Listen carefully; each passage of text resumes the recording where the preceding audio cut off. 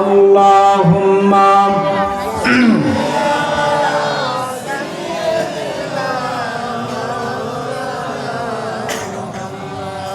ওয়া আলা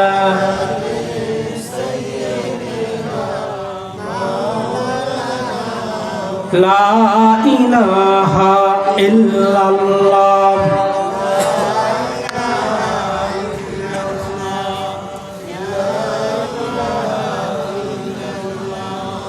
লা ইলাহা হাসবি রাব্বি জাল্লাল্লাহ হাসবি রাব্বি জাল্লাল্লাহ মা ফি কলবি গায়রুল্লাহ নূর মুহাম্মদ সাল্লাল্লাহ নূর মুহাম্মদ লা মেরাজে যায় খোদার হাবিব মেরাজে যায় খোদার হাবিব অতি আপন করিয়া বরাকেতে যায় গো নবী বরাকেতে যায় গো নবী দিদারে আল্লাহ তাআলা সুবহানাল্লাহ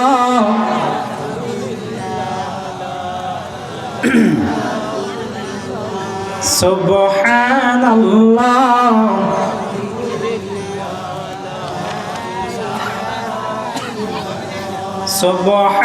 সুবহানাল্লাহ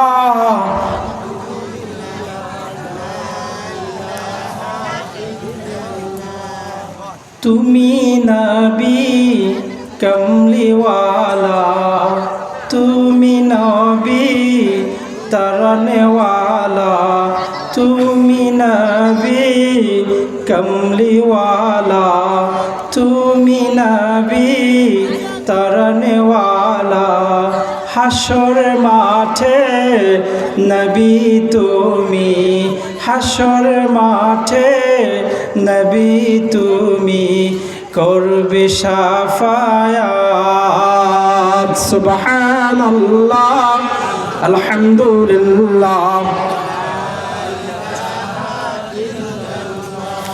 সুবহানাল্লাহ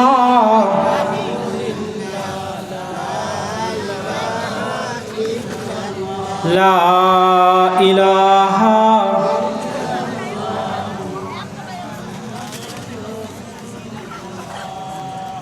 ঐতিহ্যবাহী শক্তিরামপুর ব্যাপারী বাড়ি যুব সমাজ কর্তৃক আয়োজিত 23তম বার্ষিক ইসালে সওয়াব মাহফিলের সম্মানিত সভাপতি অসংখ্য উলামায়ে কেরামের মাথার তাজ এই এলাকার সমস্ত দিনদার মুসলমানদের নয়নের মণি ঐতিহ্যবাহী মাসিমপুর ফাজিল মাদ্রাসার সাবেক অধ্যক্ষ মহোদয় আমার বড় ভাইদের উস্তাদ হযরতুল আল্লাহ হযরত মাওলানা আহমদ রেজা খান দামাত বারাকাতু আলাই হযরতকে আল্লাহ তাআলা দীর্ঘনেক হায়াত দান করে বলুন আমিন। আজকের মাহফিলের সম্মানিত প্রধান আলোচক, প্রধান আকর্ষণ, বিশেষ বক্তা এবং প্রধান অতিথি, স্টেজে বসারত আমার বড় ভাই, আমার প্রিয় আব্বাজানরা, উলামায়ে কেরাম, সামিয়ানার নিচে বসারত আমার কলিজার টুকরা আব্বাজান, যুবক ভাই, কলিজার টুকরা ছোট ভাইরা, পর্দার আড়ালের আমার কলিজার টুকরা আম্মাজান ও বোনরা, আমি আলোচনার প্রারম্ভিক সময়ে আমি ইসলামী সম্ভাষণ জানাচ্ছি। আসসালামু আলাইকুম ওয়া রাহমাতুল্লাহি ওয়া বারাকাতুহু। প্রথমত আপনাদেরকে একটা কোশ্চেন করতে চাই, আপনারা কি সবাই ভালো আছেন? সবাই ভালো আছেন? এই যে আমাদেরকে ভালো রেখেছেন কে? জোরে বলেন। একটু তাকবীর দেওয়া যাবে? নারায়ে তাকবীর। আরো জোরে নারায়ে তাকবীর, নারায়ে রিসালাহ, নারায়ে তাকবীর, নারায়ে রিসালাহ। প্রিয় ভাই, দুঃখ আর ভারাক্রান্ত হৃদয় নিয়ে কথা বলতে হয়। কলিজা ছিঁড়ে ছারখার হয়ে যাচ্ছে। যেখানে আল্লাহর রুবুবিয়াতের তাকবীরকে উচ্চ করা হয়, ওয়া রাফা'না লাকা যিকরাক, হাবিবে কিবরিয়াকে আল্লাহ তাআলা সূরাতুল ইনশিরায় বলেছেন, হাবিব, যেখানে আমার স্মরণ আছে সেখানে তো আপনারও স্মরণ। আজ আমাদের কিছু উলামায়ে কেরাম রিসালাতের তাকবীর দিতে কার্পণ্যতা করে। যেখানে আল্লাহর তাকবীর চলবে সেখানে রিসালাতের তাকবীর চলবে। ঠিক কিনা বলেন? এই ঠিক কিনা বলেন? কে কে রাজি আছেন একটু হাত তোলেন। নারায়ে তাকবীর, নারায়ে রিসালাত। আল্লাহ কবুল করে বলেন আমিন। আল্লাহ কবুল করে বলেন আমিন। সেই মাহফিল সাকসেস, সেই মাহফিল সফল, যেই মাহফিলে আল্লাহ এবং তার রাসূলের শান বলা হয়। আলহামদুলিল্লাহ বলবেন না? প্রিয় ভাই আমার, আল্লাহর দরবারে লাখো কোটি শুকুর এবং সুজুদ যে আল্লাহ তাআলা এই পৌষ মাসে কনকনে শীতকে উপেক্ষা করে দিয়ে একেবারে সমাপ্ত পর্যায়ে আমাদেরকে চাতক পাখির মতো বসার তৌফিক, হিম্মত এবং শক্তি ও ধৈর্য দান করেছেন। সেজন্য আমরা একবার কালিমাতুশ শুকুর আদায় করি বলে আলহামদুলিল্লাহ। পাশাপাশি লক্ষ কোটি তার চেয়ে অগণিত দুরূদ সালাম প্রেরণ করি আফতাবে নবুওয়াহ, শাহেনশাহে রিসালা, হুজুরে আকরাম, নূরে মুজাসসাম, নূরুন আলা নূর, হাবিবেনা শফিয়না মাওলানা মুহাম্মদুর রাসূলুল্লাহ, যিনি হায়াতুন নবী, যিনি জিন্দা নবী, যিনি রাওজায়ে আথা সোনার মদিনায় সবুজ গম্বুজের নিচে যিনি ঘুমিয়ে আছেন। আলহামদুলিল্লাহ বলবেন না? প্রিয় ভাই আমার, একটু কথা, এই যে কথা বলতেছে এটা ডিস্টার্ব হচ্ছে একটু। এই যে ভাই, যারা কথা বলবেন তারা স্টেজ থেকে চলে যান, প্যান্ডেল থেকে চলে যান। একজন কথা বলবেন, এখানে কথা চলবে না ভাই। যারা কথা বলতে মন চায় এখান থেকে চলে যান। আর এখানে আদবের জায়গা, এখানে বাদাম ফুড এখন খাবেন না। সবাই আমার দিকে তাকান, গভীর মনোযোগ। এটা আদবের মজলিস, জান্নাতের বাগান। এখানে বেয়াদবি চলবে না। আপনি কথা বলবেন আর আমি আলোচনা করব। এটা একটা ক্লাস, এখানে দিন শিখতে হবে। ঠিক কিনা ভাই? কি আমার কথায় কষ্ট পাইছেন? আমরা কেউ কথা না বলি, অল্প সময় কথা বলে, রাত যেহেতু গভীর হয়ে গেছে, ইনশাআল্লাহ আজিজ আল্লাহ তাআলা যেন আমাকে কোরআন এবং হাদিস ভিত্তিক আলোচনা করার তৌফিক দান করুন, আমিন। প্রিয় ভাই আমার, আমরা এমন একজন নবীর উম্মত যেই নবীকে পাওয়ার জন্য অসংখ্য নবীর আল্লাহর কাছে দরখাস্ত করেছিলেন। সুবহানাল্লাহ বলবেন না? আমরা কি দরখাস্ত করেছি? আমরা কি আল্লাহর কাছে বলেছি, আল্লাহ আপনি আমাদেরকে আখিরি নবীর উম্মত হিসেবে পাঠিয়েন? এই কথা কি কখনো বলেছি? বিনা দরখাস্তে, বিনা চাওয়া। পয়গম্বর মুসা, তিনি আমাদের শান শৌকত বর্ণনা শোনার পরে তিনি আল্লাহর কাছে 9 বার দরখাস্ত করছেন আমাদেরকে পাওয়ার জন্য। কাদেরকে বলেন? আমাদেরকে। আল্লাহকে বলেছেন, আল্লাহ শেষ জামানায় এমন একদল উম্মত আসবে যারা এক রাত ইবাদত করলে 1000 রাতের চাইতে উত্তম হয়ে যাবে। ওই উম্মতগুলো আমি মুসা কালিমুল্লাহর জন্য আল্লাহ রিজার্ভ করে রাখেন। আল্লাহ বলেন, না না না, খাতামুন নবিয়্যিন লা নবিয়্যা বাদা, ইনি সর্বশেষ নবী, তারপরে আর কোনো নবী আসবে না। রিসালাতের দরজা ক্লোজ। তবে এই নবুয়াত আর রিসালাতের দরজাকে বুলন্দ রাখার জন্য ওলামা ওয়ারাসাতুল আম্বিয়ারা প্রস্তুত হয়ে যাবে, তারা এই দায়িত্বগুলো পালন করবে। তাই মুসা 9 বার তুমি দরখাস্ত করেছো উম্মত পাওয়ার জন্য।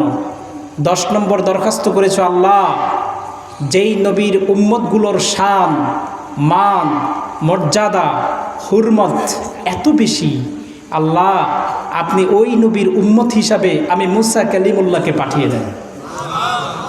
আচ্ছা বলেন, একজন নবী যিনি বনি ইসরাইলের শ্রেষ্ঠ, যাকে পবিত্র কোরআনে কালামুল্লাহ উপাধি দিয়েছেন, যিনি আল্লাহর সঙ্গে কথা বলতেন, আল্লাহ বলছে মুসা তাকলিমা। মুসা এমন একজন নবী ছিল যিনি আল্লাহর সঙ্গে কথা ছাড়া থাকতে পারতেন না। সুবহানাল্লাহ। আরবের মধ্যে একটা পাহাড়, নাম হচ্ছে তুর পাহাড়। নাম কি বলেন? তুর পাহাড়। মুসা কালিমুল্লাহ তুর পাহাড়ে আল্লাহর সঙ্গে কথা বলার একটা উত্তম একটা কি ছিল, প্লেস ছিল, জায়গা ছিল। সেখানে তিনি আল্লাহর সঙ্গে কথা বলতেন, এত বেশি মোহাব্বত করতেন। তো হঠাৎ একদিন আল্লাহ বললেন, মুসা তুমি যে আমার সঙ্গে এত প্রশ্ন করো, তাফসীর ইবনে কাসিরের মধ্যে আসছে যে তুমি যে আমাকে এত প্রশ্ন করো, কারণটা কি একটু জানতে চাই। কয় মাবুদ, আপনি আমার কি জানেন? আপনি আমার খালেক, আপনি আমার সৃষ্টি করছেন, আমি আপনার মাখলুক, আমি আপনার সৃষ্টি, আমি আপনার গোলাম, আপনি আমার মাওলা, আমি আপনার আশেক বান্দা, আপনি আমার মাসুদ। কারণ আমি যতক্ষণ আপনার সঙ্গে কথা বলি, আমার মন চায় আপনার কুদরতি জবানের কথাগুলো আমি মুসা সারা রাত সারা দিন ধরে শুনতে চাই। এত কথা বলার কারণে আল্লাহ তাআলা পবিত্র কোরআনে মুসাকে উপাধি দিয়েছেন মুসা তাকলিমা। আদর করে মুসাকে এই উপাধি দিয়েছেন। ইব্রাহিমকে উপাধি দিয়েছেন খলিল, আর আমার নবীকে উপাধি দিয়েছেন হাবিব। সুবহানাল্লাহ বলবেন না? প্রিয় ভাই আমার, আল্লাহ তাআলা এই পৃথিবীতে আমার নবীর আগমনের আগে 1,23,999 জন নবী এবং রাসূল হেদায়েতের বাণী দেওয়ার জন্য এই দুনিয়াতে পাঠিয়েছেন। সর্বশেষ আল্লাহ তাআলা ঈসা পয়গম্বরকে পাঠিয়েছেন। ঈসা পয়গম্বরের ঊর্ধ্বগমনের পরে 500 বছর ধরে আর কোনো নবী ছিলেন না। কোনো নবী ছিলেন না। নবী আগমন করেছেন আইয়েমে জাহিলিয়াতকে খতম দেওয়ার জন্য। আল্লাহ তাআলা তার হাবিবকে পাঠিয়েছেন হেদায়েতের নূর হিসাবে। আল্লাহ বলেন, হাবিব, মানব জাতিকে আপনি অন্ধকার থেকে ফিরিয়ে আনবেন, আপনি আসবেন, আপনি জান্নাতে নেওয়ার জন্য আসবেন। কোথায় নেওয়ার জন্য আসবেন? জান্নাতে। প্রিয় ভাই আমার, আমি আস্তে আস্তে করে আমার আলোচনার গভীরের মধ্যে প্রবেশ করব। পৃথিবীর মাঝে আল্লাহ তাআলা সব পয়গম্বরের কাছে মেসেজ পাঠার জন্য একজন ফেরেশতা আল্লাহ তাআলা সবসময় রাখছেন। তিনি হচ্ছেন মুআল্লিমুল মালাইকা, সমস্ত ফেরেশতাদের সর্দার জিবরাইল আমিন। সুবহানাল্লাহ। জিবরাইল আমিন বললেন, আমি কোনো পয়গম্বরের কাছে 400 বার আগমন করেছিলাম, কোনো পয়গম্বরের কাছে আমি 300 বার আগমন করেছিলাম, কোনো পয়গম্বরের কাছে আমি 100 বার আগমন করেছিলাম, কোনো পয়গম্বরের কাছে আমি 50 বার আগমন করেছিলাম, কোনো পয়গম্বরের কাছে আমি 4 বার আগমন করেছিলাম। হাবিবে কিবরিয়া, সরওয়ারে কায়না, ও নবী আমার, আপনার কাছে আমি জিবরাইল 23 বছর নবুয়াতের পাটে 24,000 বার আগমন করেছি। কয়বার? 24,000 বার। যখনই আমার নবীর হৃদয়টা ভারাক্রান্ত, যখনই আমার নবী ভারাক্রান্ত হৃদয় নিয়ে বসে থাকতেন, তখনই আল্লাহ তাআলা জিবরাইলকে বলতেন, জিবরাইল যাও, আমার হাবিবের কাছে কোরআনের আয়াতগুলো শুনিয়ে আমার হাবিবের অশান্ত হৃদয়টাকে শান্ত করে দাও। প্রিয় ভাই আমার, এটা রজব মাস। এই রজব মাস এমন একটি মাস, রজব মাসের আগে আল্লাহর হাবিব সফর করেছেন তায়েফে সফর করার পরে আল্লাহর হাবিবের হৃদয়টা খুব ভারাক্রান্ত। গিয়েছিলেন দিনের দাওয়াত দেওয়ার জন্য, হিতে বিপরীত হয়ে তায়েফেরা আমার নবীর উপরে কি করলেন? আঘাত করলেন। মাসউদের কাছে দাওয়াত দিলেন, কিন্তু মাসউদ দাওয়াতকে প্রত্যাখ্যান করলেন। পরবর্তীতে আবার হাবিবের কাছে গেলেন, তিনিও প্রত্যাখ্যান করলেন। আঘাত খেয়ে নবী আবার তায়েফ সফর শেষ করলেন। একই বছরে আম্মাজান খাদিজা রাদিয়াল্লাহু তাআলা দুনিয়া থেকে বিদায়। হুজুরের দুঃখের কাহিনী কয়টা? 2টা। কথা বলেন বাবা, একটু সহযোগিতা করেন। কয়টা? 2টা। ভারাক্রান্ত হৃদয় নিয়ে নবী উম্মে হানির ঘরে, কার ঘরে বলেন? উম্মে হানির ঘরে নবী ঘুমন্ত। সুবহানাল্লাহ বলবেন না? নবীর হৃদয়টা যখনই কি থাকে? অশান্ত থাকে, তখনই আল্লাহ তাআলা তাকে শান্ত করার জন্য কাকে পাঠায়? জিবরাইলকে। আল্লাহ বলেন, জিবরাইল কোথায়? জিবরাইল বলেন, আল্লাহ আমি সিদরাতুল মুনতাহায়। যাও না, আমার হাবিব দুঃখ আর ভারাক্রান্ত হৃদয় নিয়ে উম্মে হানির ঘরে ঘুমিয়ে আছে, যাও রে হাবিব রে, আমার সান্ত্বনা দিতে হবে। জিবরাইল বলেন আল্লাহ গো আমি যাব। জিবরাইল সহিহ আল বুখারীর মধ্যে আসছে, আল্লাহ বলে জিবরাইল রে একা যাবি না, আমার হাবিবকে আমি এত উপরে উঠাবো, তুই একা যাবি না। অনার গার্ড দিয়া আমার হাবিবকে মক্কা থেকে উপরে উঠাবো। সুবহানাল্লাহ বলবেন না? প্রিয় ভাই আমার নবী কেমন ছিলেন, আমার নবীর শান ও শৌকত নিয়ে কথা বলার জন্য আমাকে অনুমতি দিয়েছে। প্রিয় ভাই আমার, এটা রজব মাস, হাবিবে কিবরিয়ার ৩৫০০ মুজিজার মাঝে একটা আকবারু মুজিজা, সর্বশ্রেষ্ঠ একটা মুজিজা হচ্ছে মেরাজ। আল্লাহ তাআলা তার হাবিবকে দুনিয়ার জগৎ থেকে অনেক উপরে উঠিয়েছেন। আল্লাহ বলে জিবরাইল রে যা না, আমার হাবিবের মন ভালো না, আমার হাবিবকে আমার সঙ্গে সাক্ষাৎ দিব। প্রিয় ভাই আমার, জিবরাইল আমিন বললেন আমি কি একা যাব? না না না না, তুমি একা যাবা না। বলছে আমি কাকে নিয়ে যাব? কয় ৭০,০০০ রহমতের ফেরেশতা নিয়া জিবরাইল যাও আমার হাবিবের কাছে, আমার হাবিবকে আমার কাছে নিয়ে আসো। প্রিয় ভাই আমার, গভীর মনোযোগ দেন। রাসূল করিম সাল্লাল্লাহু আলাইহি সাল্লামের হৃদয়টা যখন এই অশান্ত থাকে তখন শান্ত করেন কে? আল্লাহ। আল্লাহ কথা বলেন। আল্লাহ। জিবরাইল আমিন সরওয়ারে কায়নাতের কাছে আসলেন মিকাইলকে নিয়ে। জিবরাইল আমিন উম্মে হানির ঘরে চলে আসলেন। আমি বিরাট বর্ণনা করব না, রাসূলের শান শৌকত তুলে ধরব। জিবরাইল আমিন ভিতরে প্রবেশ করলেন, আল্লাহকে বললেন আল্লাহ রে, আপনি আপনার হাবিবকে নিয়ে যাওয়ার জন্য আমার এখানে আনলেন, আপনার হাবিব তো ঘুমিয়ে আছে। আল্লাহ বলে জিবরাইল আমার হাবিবের জুতা মোবারকের মধ্যে তোমার নরম গালটা লাগায় দাও। তোমার নরম গালটা যখন আমার হাবিবের জুতা মোবারকের মধ্যে লাগবে, সাথে সাথে আমার হাবিব টের পেয়ে ঘুম থেকে উঠে যাবে। প্রিয় ভাই আমার, জিবরাইল আমিন আমার নবীকে ঘুম থেকে উঠালেন। ওঠানোর পরে বললেন হাবিবে কিবরিয়া আপনি চলেন না গো, আজকে এই রাতে আল্লাহ তাআলা আপনাকে দিদার করাবেন, মেরাজ করাবেন, অনেক উপরে উঠাবেন। আল্লাহর হাবিব বললেন জিবরাইল আপনি যে আমাকে নিতে আসছেন, কি নিয়ে আসছেন? কয় হাবিবে কিবরিয়া কাবার হাতিমের মধ্যে বরাক বেদাজ, বরাক। আল্লাহর হাবিব বরাকের কাছে গেলেন। জিবরাইল আমিন বললেন হাবিবে কিবরিয়া এই যে বরাক দেখেন না গো, এই বরাক দিয়ে টান দিয়ে আপনাকে বাইতুল মাকদিসে নিয়ে যাবে। আল্লাহর হাবিব বলেন আলাম নাশরাহ লাকা সাদরাক। তাফসীরের জালালাইন আল্লামা ইমাম জালালউদ্দিন বলেছেন আল্লাহর হাবিবের সিনা চাক করেছেন জিবরাইল আমিন 4 বার, তার মাঝে একবার করেছেন হুজুরের মেরাজের প্রারম্ভিক সময়। জিবরাইল বললেন হাবিবে কিবরিয়া এটা রজব মাস, 26 তারিখ দিবাগত রাত আল্লাহ আপনাকে দুনিয়ার আসমান থেকে অনেক উপরে উঠাবেন, আপনি শুধু দেখবেন। জিবরাইল রে আমার বাহন কোনটা? জিবরাইল বললেন আপনার প্রথম বাহন হচ্ছে বরাক। বরাকের অনেক গতি। আল্লাহর হাবিব কয় চোখের পলককে যেভাবে টান মারো, চোখের পলক মেললে আর বন্ধ করলে আর খোলা রাখলে যেরকম সময়, বরাকের গতি এর চাইতে বেশি। আল্লাহু আকবার বলবেন না মিয়া? হুজুর বললেন বরাকের কাছে যায় দেখলাম এত সুন্দর বরাক। হুজুরকে সিনা চাক করানোর পরে জিবরাইল আমিন বললেন হুজুর আপনি বরাকে ওঠেন।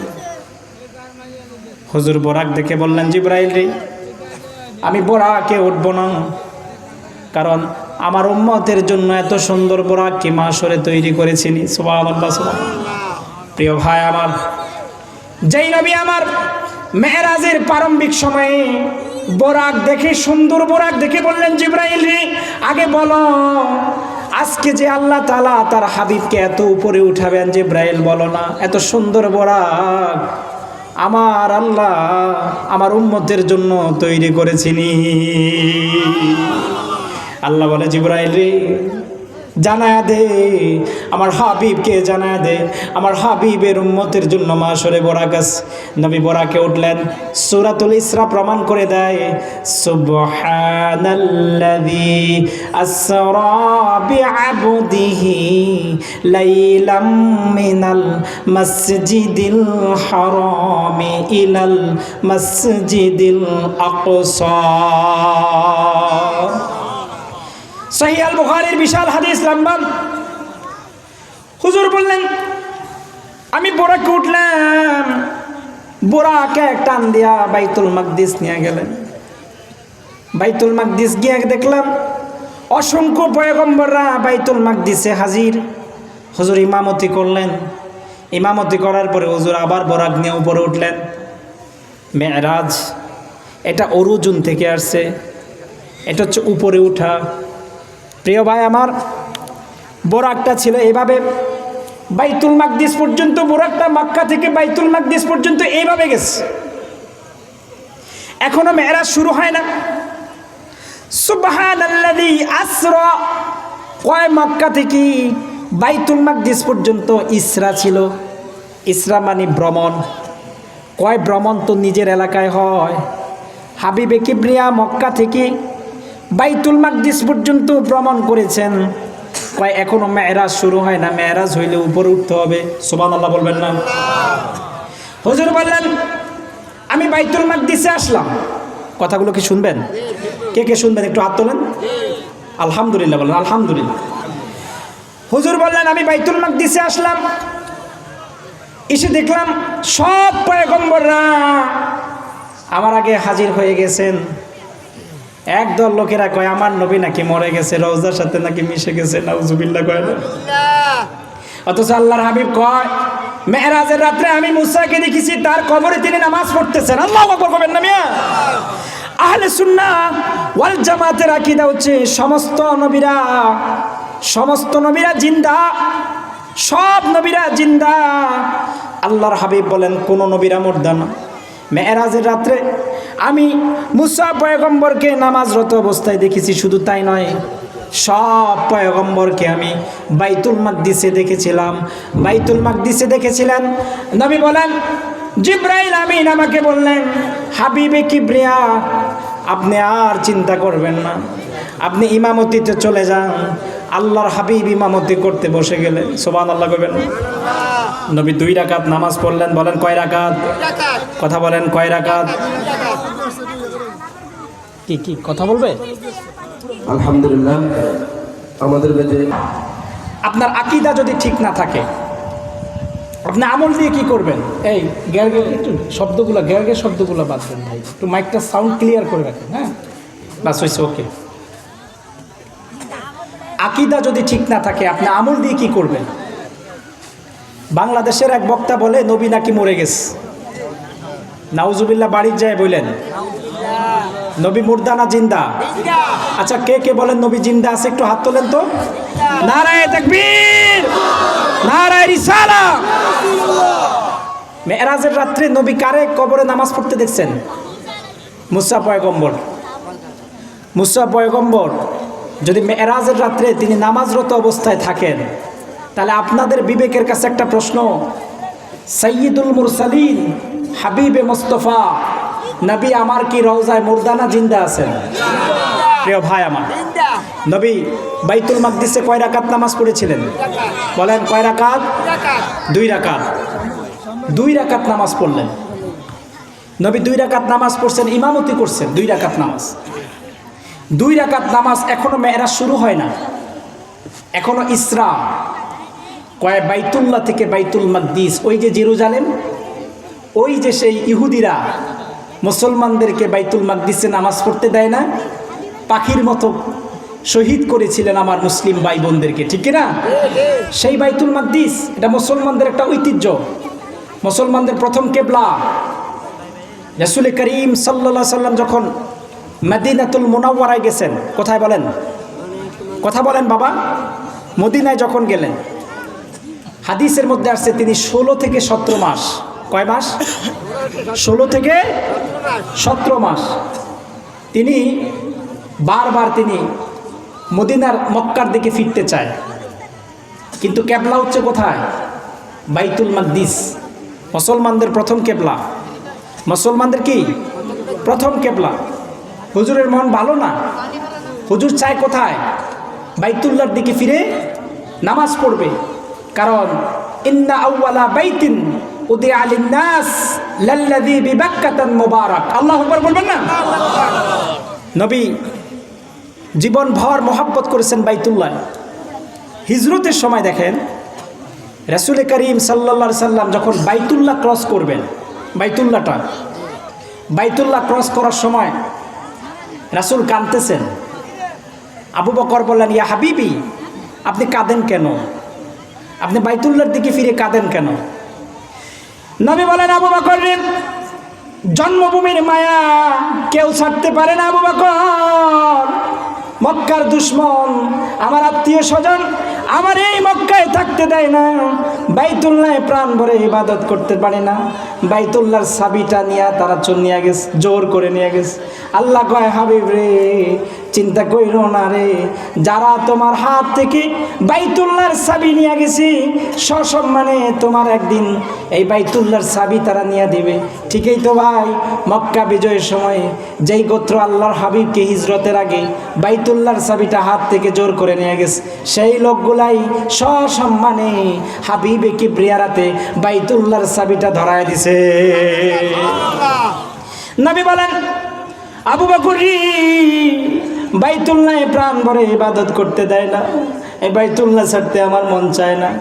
আবু বকর কয়, হিজরতের রাত্রে আমার নবীর সঙ্গে আমি ছিলাম, নবী কতটা ব্যথা পেয়েছি, মক্কা নিজের জন্মভূমি ছাড়তে নবীর কত ব্যথা হয়েছে এটা আমি জানি। নবী বলেন, বারবার মন চায় বাইতুল্লাহর দিকে ফিরে নামাজ পড়ি, কিন্তু মদিনায় আসার পরে দেখলাম সবাই বাইতুল মাকদিসের দিকে ফিরে নামাজ পড়ে। 16 কিংবা 17 মাস সহিহ আল বুখারীর মধ্যে আসছে, তিরমিজির মধ্যে হাদিস আসছে, হুজুর 16 কিংবা 17 মাস ধরে বাইতুল মাকদিসের দিকে ফিরে নামাজ পড়তেছেন। হুজুরের মন ভালো না। আল্লাহ বলেন, হাবিবি, তোমার মন চায় বারবার বাইতুল্লাহর দিকে ফিরে নামাজ পড়বা, কিন্তু তোমার মন কয় তুমি বাইতুল্লাহর দিকে ফিরে নামাজ পড়বা, কিন্তু মুসলমানদের কেবলা হচ্ছে বাইতুল মাকদিস। আল্লাহ কয়, জিবরাইল রে, আমার হাবিব সলাতুল আসরের নামাজ পড়বে, 4 রাকাত নামাজ। ভাই আমার, মসজিদে কেবলাতাইনি, 2 কেবলার মসজিদে আমার নবী 4 রাকাত নামাজ পড়বে। 2 রাকাত নামাজের সময় জিবরাইল আমিন কয়, হাবিবে কিবরিয়া, আপনি 2 রাকাত নামাজ বাইতুল মাকদিসের দিকে ফিরে নামাজ পড়ছেন, আপনি আপনার চেহারাটাকে ঘোরান। ফাওয়াল্লি ওয়াজহাকা শাতরাল মসজিদিল হারাম, আপনি মাথা ঘুরান। সুবহানাল্লাহ বলবেন না? আর বাইতুল মাকদিসে ফিরে আপনাকে নামাজ পড়তে হবে না। 16 থেকে 17 মাস আপনার যে কি কষ্ট হয়েছে, আরে বাইতুল্লাহর প্রতি কি মোহাব্বত, কি টান। সেই বাইতুল মাকদিসে আল্লাহ তার হাবিবকে মেরাজের রাত্রে 2 রাকাত নামাজ পড়াইছেন। সুবহানাল্লাহ। কয় রাকাত? মনে আছে? বাইতুল মাকদিসে নামাজ পড়ছে কয় রাকাত? সব নবীরা হাজির। সব নবীরা কি হাজির? নবী নামাজ পড়লেন। নবী কি বললেন বলেন কথা? নামাজ পড়লেন। এবার উপরে উঠলেন, প্রথম আকাশ, দ্বিতীয় আকাশ, তৃতীয়, চতুর্থ, সিদরাতুল মুনতাহা বেদ করে একেবারে সুম্মা দানা ফাতাদাল্লাহ ফাকানা কাবা কাউসাইনি আও আদনা ফাআওহা ইলা আবদিহি মা আওহা। সুবহানাল্লাহ। প্রিয় ভাই আমার, আয়াত শুনতে সহজ। কয় সুম্মা দানা ফাতাদাল্লাহ, কয় ধনুকে টান দাও, ফাতাদাল্লাহ ফাকানা কাবা কাউসাইনি আও আদনা, কয় টান দিতে থাকো। ফাআওহা ইলা আবদিহি, ফাআওহা কয় টান দিতে থাকো। ফাআওহা ইলা আবদিহি মা আওহা, কয় ধনুকের 2 মাথাটাকে টান দিতে দিতে দিতে দিতে একেবারে যত কাছে আসা যায়। আল্লাহ তার হাবিবকে মেরাজের রাতে 26 তারিখ দিবাগত রাতে তার হাবিবকে বন্ধু বানায়া তার এত কাছে নিয়ে গেছে। সুবহানাল্লাহ। আল্লাহ কয়, হাবিব রে, ও হাবিব, মুসা পয়গম্বর তুর পাহাড়ে আমার নূর দেখতে চাইছে, পারে না। আমি বলছি মুসা লান তারানি, অসম্ভব, দেখতে পারবে না। মুসা কয় না আল্লাহ আপনারই দেখতে চাই। আল্লাহ বলেন না মুসা দেখতে পারবি না। আবারও মুসা বলেন আল্লাহ দেখতে চাই, কিন্তু আল্লাহ বলেন দেখতে পারবে না।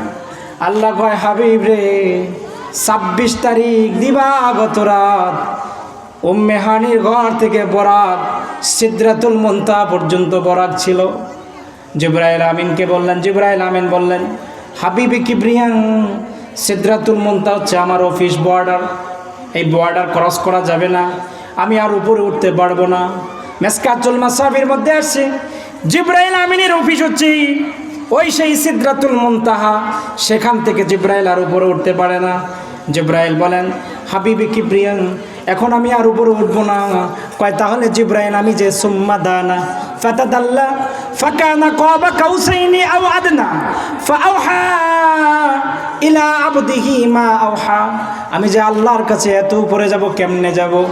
আল্লাহ কয় জিবরাইল আমার হাবিব রে জানায়া দাও, আমার হাবিবের জন্য বাহন রফ রফ আসতেছে। রফ রফ হুজুরের বাহন কয়টা? কথা বলেন কয়টা? দুইটা।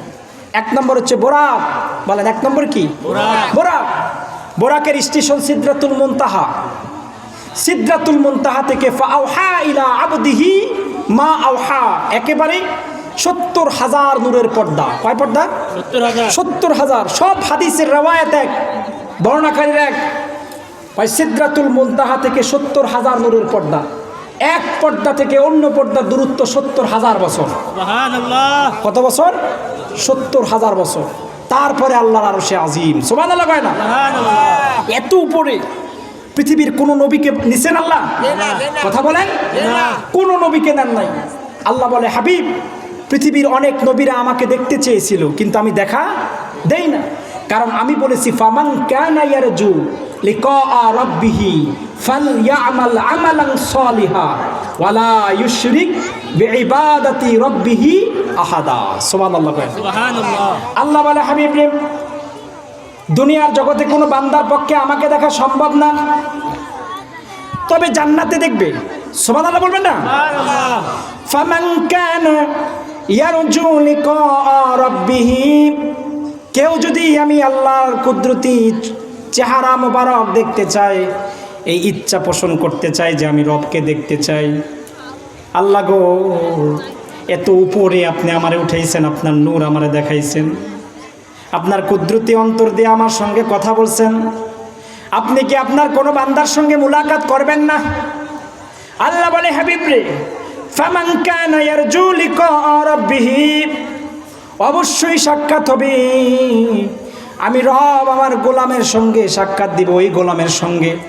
ফালইয়ামাল আমালান সালিহা, যারা নেক আমল করবে। বলেন কার? কথা কোন কার? আবার বলেন কার? আবার বলেন কার? এই গোলামি করব কার? কাউকে খুশি করার জন্য আমি গোলামি করতে আসি নাই, কোন নেতাকে খুশি করার জন্য গোলামি করতে আসি নাই, কোন মানুষকে খুশি করার জন্য আসি নাই। আপনাদের মাহফিল কমিটি আমার আলোচনায় খুশি হোক এই জন্য আমি আসি নাই। আমার যত কিছু আছে সব কার জন্য? বলেন না, বলেন না কার? আল্লাহ বলে হাবিব রে, ফালইয়ামাল আমালান সালিহা, এক নম্বর কাজ, আমাকে যদি দেখতে চায় এক নম্বর কাজ হচ্ছে তাকে নেক আমল করতে হবে। এক নম্বর কাজ কি? নেক আমল। দুই নম্বর হচ্ছে ওয়ালা ইউশরিক বিইবাদাতি রাব্বিহি আহাদা। এক নম্বর নেক আমল। দুই নম্বর হচ্ছে শিরিকবিহীন ইবাদত, শিরিক করা যাবে না। মেরাজ থেকে আসার সময় আল্লাহ বলে হাবিব রে দাঁড়ান। হাবিবি কিবরিয়া দাঁড়ালেন, বললেন হাবিব আপনার কাছে আমার গোপন একটা কথা। কয় কি? কয় আপনার সব উম্মতগুলো আপনার মাফ করে দেব। জোরে বলবেন না সুবহানাল্লাহ? আপনার সব উম্মত কি মাফ করে দেব। শর্ত দুইটা। এক নম্বর, হাবিব আমার এক নম্বর শর্ত হচ্ছে আপনার উম্মত গিলা যেন জীবনভর যত গোলামি করবে যেন শিরিক না করে। বলেন কি না করে? শিরিক করা যাবে না। প্রিয় ভাই আমার, শিরিক বড় মস্ত বড় জুলুম। মেরাজের প্রথম শিক্ষা, আমরা তো অনেক সময় বলি রাসূল মেরাজ থেকে আসছে নামাজ নিয়া, কিন্তু প্রিয় ভাই আমার, নবীর মেরাজের দুইটা কথা, একটা হচ্ছে শিরিক করা যাবে না। আপনি দেখেন, আপনি নামাজ পড়েন না, আপনি যদি তওবা করেন আল্লাহ আপনাকে মাফ করবে। আপনি জিনা করছেন, আপনি যদি তওবা করেন আল্লাহ আপনাকে মাফ করবে। কিন্তু ভাই আপনি যদি শিরিক করার পরে মাফ না চান আল্লাহর কাছে, কারণ আল্লাহ বলেন জান্নাতুল আদনে আমি আমার উম্মতদের ও বান্দাদেরকে সাক্ষাৎ দিব, ফামান কানা ইয়ারজু লিকা রাব্বিহি। এই হাবিব, মেরাজের রাত্রে এত উপরে আপনার উঠাইছি, পর্দার আড়াল থেকে আপনি আমার নূর দেখছেন। আমার গোলামরা শীতকে উপেক্ষা করে দিয়ে নামাজ পড়ে, ফজরের নামাজ পড়তে কত কষ্ট হয়। ইন্নাস সালাতা তানহা আনিল ফাহশাই ওয়াল মুনকার, শুধু নিজের গুনাহটাকে ডিলিট করার জন্য, গুনাহটাকে বরবাদ করে দেওয়ার জন্য ফজরের নামাজ জামাতের সাথে কষ্ট করে ওযু করে, শুধু নামাজ পড়ে শুধু আল্লাহকে খুশির জন্য, নামাজ পড়ে জান্নাত পাওয়ার জন্য। আমার এই বান্দারা জান্নাত পাওয়ার জন্য আর আমাকে খুশি করার জন্য নামাজ পড়ে। আমি কি পারবো না আমার এই গোলামদের সঙ্গে সাক্ষাৎ দিতে? জান্নাতীদেরকে আল্লাহ বলবেন, জান্নাতীরা রে, তোমরা যে জান্নাতে প্রবেশ করেছো, জান্নাতে তোমাদের সবচেয়ে বড় সাওয়া কি বলো? জান্নাতীরা বলবেন, আল্লাহ শুধু তোমাকে একবার দেখতে চাই, এক নজর দেখতে চাই, এক নজর দেখতে চাই। আল্লাহ কয়, জান্নাতীরা রে, জান্নাতে যদি এক নজর দেখতে চাস, আমার হাবিবকে মেরাজ থেকে আসার আগে দুইটা ডিউটি দিয়েছি। এক নম্বর, শিরিক করা যাবে না। রাজি আছেন তো ইনশাআল্লাহ? রাজি আছেন তো ইনশাআল্লাহ? কে কে রাজি আছেন একটু হাত তোলেন, নারায়ে তাকবীর। শিরিক করা যাবে না। শিরিক মস্ত বড় জুলুম। জান্নাতে যাওয়া সহজ না ভাই। জান্নাতে যাইতে হলে ঈমান লাগবে, আকীদা লাগবে। ঈমান আকীদা ছাড়া আপনি জান্নাতে যেতে পারবেন না। আপনি নামাজ পড়তে পড়তে কপালে দাগ লাগাইছেন, ঈমান না থাকলে জান্নাতে যেতে পারবেন না। আপনি নামাজি, আপনার লোকে নামাজি বলবে, এই নামাজি দিয়ে আপনি জান্নাতে যেতে পারবেন না। নামাজি এমন হবেন যে আপনার নামাজ পড়তেছেন, এই ভাই এই বাচ্চাদেরকে একটু ডিস্টার্ব হচ্ছে ভাই, এই বাচ্চাদেরকে ওদেরকে একটু পিছনে দিয়ে দেন ভাই, অনেক ডিস্টার্ব হচ্ছে। কথা বলবো না ভাই। জান্নাত, জান্নাতে কি যেতে চান? কোন জান্নাতেটা আপনি সহজ না যে আপনি জান্নাতে যাবেন। জান্নাতে যেতে গেলে ঈমান দরকার আছে না নাই? আমল দরকার আছে না নাই? ঈমান আমল ছাড়া আপনি জান্নাতে যেতে পারবেন না। তো বলতেছিলাম ভাই, গভীর মনোযোগ দিবেন। রাসূলের মেরাজের কথা বলতেছিলাম। রাসূল মেরাজ থেকে আসার আগে দুইটা কাজ দিয়েছে। কয়টা? এক নম্বর কাজ কি বলেন? শিরিক করা যাবে, শিরিক করা যাবে না। দুই নম্বর কাজ কি?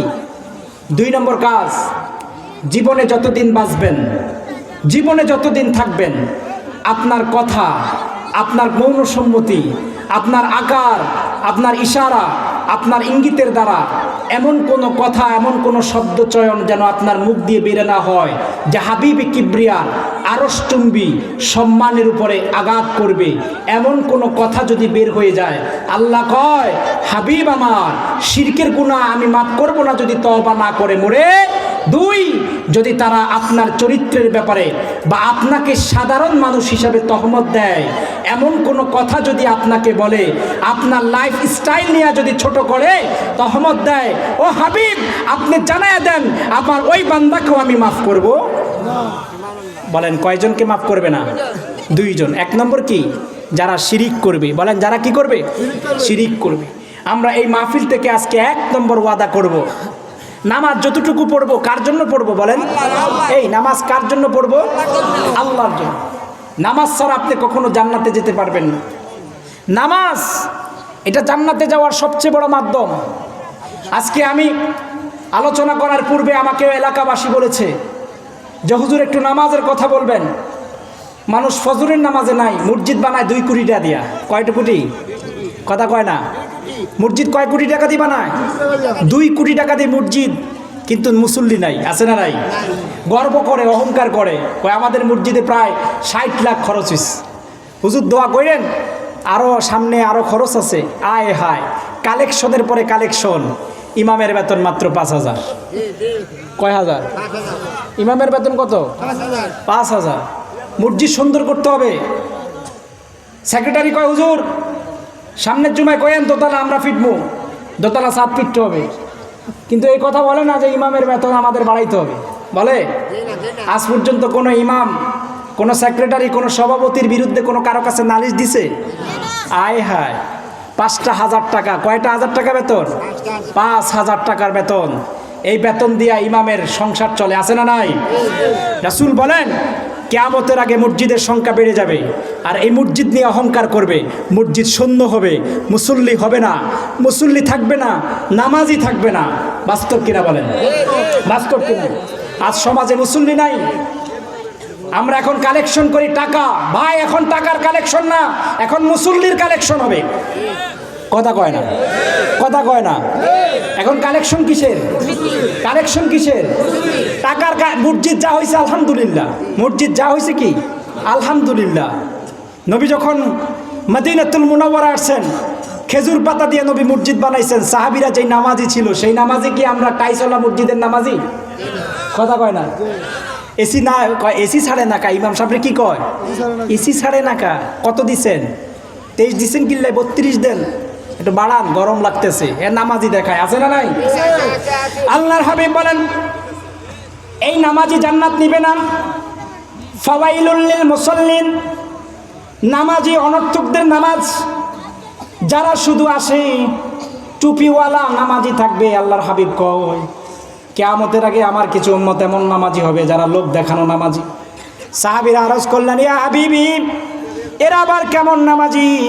কয় এরা রাতের বেলায় নামাজ পড়বে, দিনের বেলায় প্রচার করবে, আছে না নাই? কয় কিও আমনে চোখ কিল্লাই খাই যান। কয় রাত্রে অনেক রাত ধরে তাহাজ্জুদ পড়ছি। আপনার সাত দোয়ানো কে কইছে এই কথা কইতে? নামাজ পড়ছেন কার জন্য? আল্লাহ কয় হাবিব রে, কুল ইন্না সলাতি ওয়া নুসুকি ওয়া মাহইয়ায়া ওয়া মামাতি লিল্লাহি রাব্বিল আলামিন। এই নামাজি তোমার সকালবেলায় চোখ খাজ্জানের জন্য আল্লাহ কয় না। তোমারে ওই মুসল্লি কয় না জি ভাই আপনি কেন চোখ খাজ্জান, আপনি নামাজি, নামাজ পড়ছেন নাকি?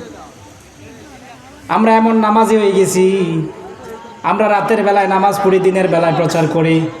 রাসূল কয় এই সেজদা, এই কপালটা যদি তুমি রবের কুদরতি পায়ে ঠেকায় দাও, নামাজ যদি নামাজের মতো হয়, জীবনে 1 রাকাত নামাজ হলো তোমাকে জান্নাতে নিয়ে যাবে। রাসূল বলেন আব্দুল্লাহ ইবনে উবাই ইবনে সুলুল, মুনাফিকের সর্দারও তো নামাজ পড়ছে, মুনাফিকের সর্দারটা তো নামাজ পড়ছে, যার ব্যাপারে আল্লাহ কোরআনের আয়াত নাজিল করছে ইন্নাল মুনাফিকিনা ফিদ দারকিল আসফালি মিনান নার। এই মুনাফিকটা আমার মতো জুব্বা পরছে, এই মুনাফিকটা আমার মতো টুপি পরছে, এই মুনাফিকটা আমার মতো লম্বা দাড়ি রাখছে। হাবিবে কিবরিয়া কয় আব্দুল্লাহ ইবনে উবাই ইবনে সুলুল সব সময় আমার পিছনে নামাজ পড়তো। আমি যখন মুনাজাত দিতাম সবচেয়ে বেশি কাঁদতো আব্দুল্লাহ ইবনে উবাই ইবনে সুলুল। চোখ দিয়া টপ টপ করে পানি বের হতে দাড়ি ভিজে যাইতো। কিন্তু অথচ এই আব্দুল্লাহ ইবনে উবাই ইবনে সুলুল সবচেয়ে বেশি আল্লাহর হাবিবের অন্তরে আঘাত দিয়েছে। গাজওয়ায়ে বদরের যুদ্ধের সময় আল্লাহর হাবিব বদরের যুদ্ধের দিকে রওনা হবে। কিতাবুল মাগাজি বদরের অধ্যায়ের মধ্যে আছে 313 জন সাহাবী নিয়ে আল্লাহর হাবিব রওনা হবেন। 313 জন সাহাবী নিয়ে রওনা হবেন। উহুদের যুদ্ধে আল্লাহর হাবিব সৈন্য দিয়ে রওনা হয়েছে, কিন্তু এই মুনাফিকের সর্দারটা তার সৈন্যগুলা নিয়ে গেছে। আল্লাহর হাবিবের ব্যাপারে অপবাদ করছে। এই সর্দার, মুনাফিকের সর্দার আব্দুল্লাহ ইবনে উবাই ইবনে সুলুল, যে নামাজ পড়ছে, রাসূলের পিছনে নামাজ পড়ছে, পাঞ্জাবি পড়ছে, টুপি পড়ছে, লম্বা দাড়ি ছিল। আল্লাহ কয় হাবিব রে, এই মুনাফিকটা জাহান্নামের নিচে অবস্থান করবে। কারণ কি জানেননি? কারণ এই মুনাফিকের মুখের মধ্যে একরকম ছিল, অন্তরে আরেক রকম। এই মুনাফিকটা সবচেয়ে বেশি আপনার ক্ষতি করেছে। মদিনার প্রায় 300-র উপরে মুনাফিকের সর্দারটাই ব্যক্তি ছিল। আল্লাহর হাবিব কয়, কাফেররা যত বেশি ক্ষতি করছে, নামদারি মুসল্লি টুপিওয়ালা বেঈমান মুনাফিকরা আমি নবীকে সবচেয়ে বেশি কষ্ট দিয়েছে। এদেরকে চিনা যায় না ভাই, এরাও নামাজ পড়ে, চিনা যায় না। এরাও রোজা রাখবে, চিনা যায় না। কিন্তু আল্লাহর হাবিব কয়, যাদের জবানের মধ্যে দেখবা হাবিবি কিবরিয়ার শান আছে, কথা বলতে গেলে মাধুর্যপূর্ণ ভাষায় হাবিবি কিবরিয়ার ইতিহাস উপস্থাপন করে, আর এই মুখ দিয়া যারা কয় আল্লাহর হাবিব বদলা ছিল, নাউজুবিল্লাহ করবেন না মিয়া, তারাও তো আলেম, তাদেরকেও তো 50,000 টাকা দিয়ে আনেন আপনারা। আল্লাহর হাবিবের মেরাজ থেকে আসার সময় কয়ে, ও হাবিব আপনার আরশ শুনবি, সম্মানের উপরে কি যদি সামান্য পরিমাণ আঘাত দেয়, আমি আমার ওই বান্দাকে ক্ষমা করতে পারবো না, আন্তরিকভাবে দুঃখিত। আজকে এমন বক্তা আছে যেই বক্তা কয় নবী নাকি বদলা ছিল, নাউজুবিল্লাহ করবেন না। নবী নাকি সাংবাদিক ছিল, নবীকে ছোট্ট ভাষায় কথা বলা হয়, হ্যাঁ করে কথা কয়। আল্লাহ কয়, হাবিব রে, আমি সব কম্প্রোমাইজ করতে পারি, সব মাফ করে দিতে পারি। বান্দা নামাজ পড়ে না, তওবা করলে বান্দাকে মাফ করে দিতে পারবো। বান্দা রোজা রাখে না, তওবা করলে বান্দাকে মাফ করে দিতে পারবো। বান্দা মিথ্যা কথা বলছে, তওবা করলে মাফ করে দিতে পারবো। কিন্তু বান্দা শিরিক করার পরে যদি তওবা না করে মরে যায়, শিরিকরত অবস্থায় যদি মরে যায়, এই বান্দাকে আমি মাফ করব না। 2 নম্বর হাবিব রে, আপনার আরশ চুম্বি সম্মান আর ইজ্জতের উপরে যদি আঘাত দেয়, আমি কশিন কালো আমি আল্লাহ ওই বান্দাকে ছাড় দিব না। কয়টা ওসিয়ত বলেন, কয়টা? কয়টা? নবীকে সম্মান দিতে রাজি আছেন তো? কার মতো? আবু বকরের মতো। বলেন কার মতো? বলেন কার মতো? আবু বকরের মতো। নবী মেরাজ করে আসলেন, আল্লাহ কয়, আপনি আমার এত উপরে উঠাইছেন, আপনার নূর মুবারক চেহারা আমারে দেখাইছেন আল্লাহ, বলেন না গো, এই কথাগুলো কে সর্বপ্রথম বিশ্বাস করবে? আল্লাহ বলেন, হাবিব রে, সবার আগে যিনি বিশ্বাস করবেন তিনি হচ্ছেন আবু বকর। আবু বকরের মতো ঈমান আনতে হবে, আবু বকরের মতো মোহাব্বত করতে হবে, তাহলে আপনি রাসূল প্রেম আপনার মধ্যে ঢুকবে। হুজুরের ইন্তেকালের পরে একদিন মজলিসের মধ্যে একজন লোক দাঁড়িয়ে বলেন, একজন সাহাবী বললেন, কার কলিজা পোড়া গন্ধ কয়? কার ভিতরের থেকে কলিজা পোড়া গন্ধ কয়? এই কোন কথা শোনার পরে আবু বকর সিদ্দিক রাদিয়াল্লাহু তাআলা মুখের মধ্যে এইভাবে রুমাল লাগাই দিস। কি পোড়া গন্ধ? কথা মনে হয় বুঝেন না। আমি কি বুঝাইতে চাইছি জানেননি? রাসূলকে ইজ্জত দিলে সম্মান দিবেন কে? আল্লাহ। সম্মান বাড়াবেন কে? আল্লাহ। আর আপনি রাসূলকে যদি ইজ্জত না দিতে পারেন, আপনি বান্দাদের কাছে কোনো সময় ইজ্জত পাবেন না, ঠিক কিনা? সাহাবী বললেন, কার কাছে কার কলিজা পোড়া গন্ধ কয় বলো? সাথে সাথে আবু বকর সিদ্দিক তার মুখটাকে এইভাবে একটা রুমাল দিয়া ঢেকে ফেললেন। একজন সাহাবী কয়, আবু বকর, বলার সাথে সাথে কেন রুমাল দিয়ে আপনার মুখটাকে ঢেকে রাখলেন? আবু বকর সিদ্দিক রাদিয়াল্লাহু তাআলা কয়, কেমনে তোমাদেরকে বোঝাবো বলো? নবীর বিরহে কাঁদতে কাঁদতে আমার ভিতরের কলিজাটা খান খান হয়ে গেছে। সাল্লাল্লাহু আলা মুহাম্মাদ।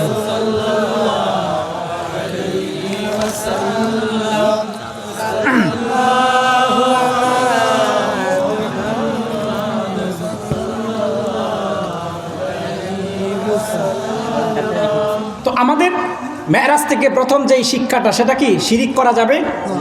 আমি বারবার বলি ভাই, যুবকদেরকে বলবো, শিরিক করা যাবে? মাজারে সেজদা দেওয়া?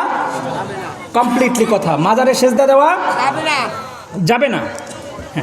মাজারে সেজদা দেওয়া যাবে না, রাজি আছেন? মাজারে চাওয়া যাবে না, মাজারে চাওয়ার জায়গা না। পীরের কাছে সন্তান চাওয়া যাবে না, সব কিছু দেওয়ার মালিককে, সব ক্ষমতার মালিককে, সব ক্ষমতার মালিককে। শিরিক করা যাবে না। হযরতে মুআয ইবনে জাবাল, যিনি আল্লাহর হাবিবের জালিলুল কদর সাহাবী ছিলেন, হুজুর মুআজকে 10টা ওসিয়ত করলেন। তার মাঝে একটা ওসিয়ত, মুআজ জীবনে যতদিন বাঁচবা শিরিক করবা না, যদিও তোমাকে কতল করা হয়। বলেন কি করা হয়? কতল করা হয়, হত্যা করা হয়, কেটে ফেলা হয়, আগুনে ছেড়ে দেওয়া হবে, তারপরে শিরিক করা যাবে না। এটা মেরাজের প্রথম ওসিয়ত। যুবক, জীবনে তুমি যদি শিরিক না করো, আল্লাহ তোমাকে মাফ করে দিবে, আল্লাহর কসম মাফ করে দিবে, আল্লাহর কসম মাফ করে দিবে। রাজি আছেন? রাজি আছেন? হযরতে সুমাইয়া রাদিয়াল্লাহু তাআলা, নাম কি? সুমাইয়া আল্লাহর হাবিবের একজন আশিক উম্মত ছিলেন, প্রথম শহীদ ইসলামের জন্য। কিসের জন্য? ইসলামের জন্য। ইসলামের জন্য, ইসলামের জন্য প্রথম শহীদ। হযরতে সুমাইয়া যখন ঈমান আনলেন, আবু জাহেল শোনার পরে সুমাইয়ার কাছে গেলেন, সুমাইয়া তুমি নাকি ঈমান আনছো? কয় হ্যাঁ আমি ঈমান আনছি। কয় কেন? কয় আমার ভালো লেগেছে, রাসূলের ধর্ম আমার কাছে ভালো লেগেছে। কয় আমি তোমাকে হত্যা করে ফেলবো। কয় তুমি আমাকে হত্যা করো, সমস্যা নেই। কয় তোমাকে কতল করে ফেলবো। কয় কতল করো, সমস্যা নেই। কয় তোমাকে বল্লম দিয়ে তোমার লজ্জাস্থানের মধ্যে ঢুকাইয়া তোমার দুনিয়া থেকে বিদায় করবো, সমস্যা নেই। সুমাইয়া রাদিয়াল্লাহু তাআলা শিরকের ধর্ম থেকে নিজেকে হেফাজত করে দিনের কাছে আসছেন। সুবহানাল্লাহ বলবেন না? আবার তাকে আবু জাহেল কি অফার দেয়? শিরকের কাছে যাওয়ার জন্য। কিন্তু সুমাইয়া রাদিয়াল্লাহু তাআলা কি বললেন? করা যাবে না, করা যাবে না। প্রিয় ভাই আমার, আবু জাহেল বলে, সুমাইয়া তুমি কি শিরিক করবা না? কয় না না না, ইন্নাশ শিরকা লাযুলমুন আযীম, নিশ্চয়ই শিরিক হচ্ছে সবচেয়ে বড় জুলুম। আকবারুল কাবাইর, সবচেয়ে বড় কবিরা গুনাহ হচ্ছে শিরিক করা। আমি শিরিক করতে পারবো না। নিষ্ঠুর আবু জাহেল হযরতে সুমাইয়া রাদিয়াল্লাহু তাআলাকে বলেন, সুমাইয়া রে শিরিক করবি নি বল। কয় না শিরিক করা যাবে না। কয় বেঈমান হইবি নি বল। কয় বেঈমান হওয়া যাবে না। কয় মোহাম্মদকে ছাড়া যাবে নি। কয় না না না, জীবনের বিনিময়ে হাবিবে কিবরিয়াকে মহাব্বত করছি, হাবিবে কিবরিয়ার উপরে ঈমান আনছি। আমি সুমাইয়া আর ঈমান থেকে বিচ্যুতি হতে পারবো না। নিষ্ঠুর আবু জাহেল, মক্কার সবচেয়ে বড় কাফের। আম্মারের পরিবার হযরতে আম্মার রাদিয়াল্লাহু তাআলা আর হযরতে সুমাইয়া রাদিয়াল্লাহু তাআলা, মা আর ছেলেকে দুইটা গাছের মধ্যে বেঁধে রাখা হলো। প্রিয় ভাই আমার আলোচনার মূল বিষয়বস্তু মেরাজ থেকে শিক্ষা কয়টা দিস? শিরিক করা যাবে না। এই শিরিক করা যাবে না। যদিও তোমাকে আগুনে নিক্ষিপ্ত করা হয়, যদিও তোমাকে উত্তপ্ত গরম তেলের মধ্যে ছাড়া দেওয়া হয়, যদিও কোনো লিডার বা কোনো নেতা আমাকে যদি বলে শিরিক করা যাবে না, কারণ আমার এই হৃদয়ে আল্লাহ এবং তার রাসূল ছাড়া অন্য কাউকে জায়গা দেওয়া যাবে না। হযরতে সুমাইয়া রাদিয়াল্লাহু তাআলাকে ধরলেন। হাদিসের মধ্যে আসছে সুমাইয়াকে গাছের মধ্যে বাঁধলেন। হযরতে আম্মার তার ছেলেকে বাঁধলেন গাছের মধ্যে। হযরতে আম্মারকে বললেন, আম্মার তোমার মা সুমাইয়া শিরিক করবে না, অটল আছে, তুমি কি মত বলো? সুমাইয়া ডাক দিয়ে আম্মারকে বলেন, আম্মার রে, ও আমার কলিজার ধন বাবা রে, মুহাম্মদ সাল্লাল্লাহু আলাইহি ওয়াসাল্লামের উপরে ঈমান এনেছি, বাইয়াত গ্রহণ করেছি, এটা ছাড়া যাবে না রে। জীবন দিব তো ঈমান দিব না। নবীর মহব্বতে নিজের জীবনটাকে উৎসর্গ করে ফেলবো। রাজি আছেন তো ইনশাআল্লাহ? দুনিয়ার কোন নেতার জন্য জীবন দিলে কাজ হবে না, আল্লাহ এবং তার হাবিবের জন্য জীবন দিলে কাজ হয়ে যাবে। আল্লাহু আকবার বলবেন না মিয়া? হযরতে সুমাইয়া রাদিয়াল্লাহু তাআলা কি গাছের মধ্যে বেঁধে শেষবার আবু জাহেল বললেন। তাফসীর ইবনে হিশামের মধ্যে আছে, শেষবার বললেন, সুমাইয়া বলো বলো, তুমি কি কুফরিতে ফিরে যাবা নাকি এটার মধ্যেই থাকবা? হযরতে সুমাইয়া বললেন, আবু জাহেল তুমি আমার আম্মারের সামনে, আমার ছেলের সামনে আমাকে যত কঠিন শাস্তি দাও না কেন, আমি বিন্দু পরিমাণ দিনকে থেকে বিচ্ছিন্ন হব না। এটার নামই হচ্ছে ঈমান। আবু জাহেল বললেন, এই মক্কার লোকেরা, সুমাইয়াকে তোদের সামনে নির্মমভাবে শহীদ করে ফেলবো, হত্যা করে ফেলবো। মুসলমান কখনো কাফের রাঙ্গা চোখকে ভয় পায় না, ঠিক কিনা? মুসলমান কখনো ইহুদি খ্রিস্টানের চোখকে ভয় পায় না। মুসলমান ভয় পায় কারে? কথা বলেন, কারে? মুসলমান কাউকে ভয় পায় না।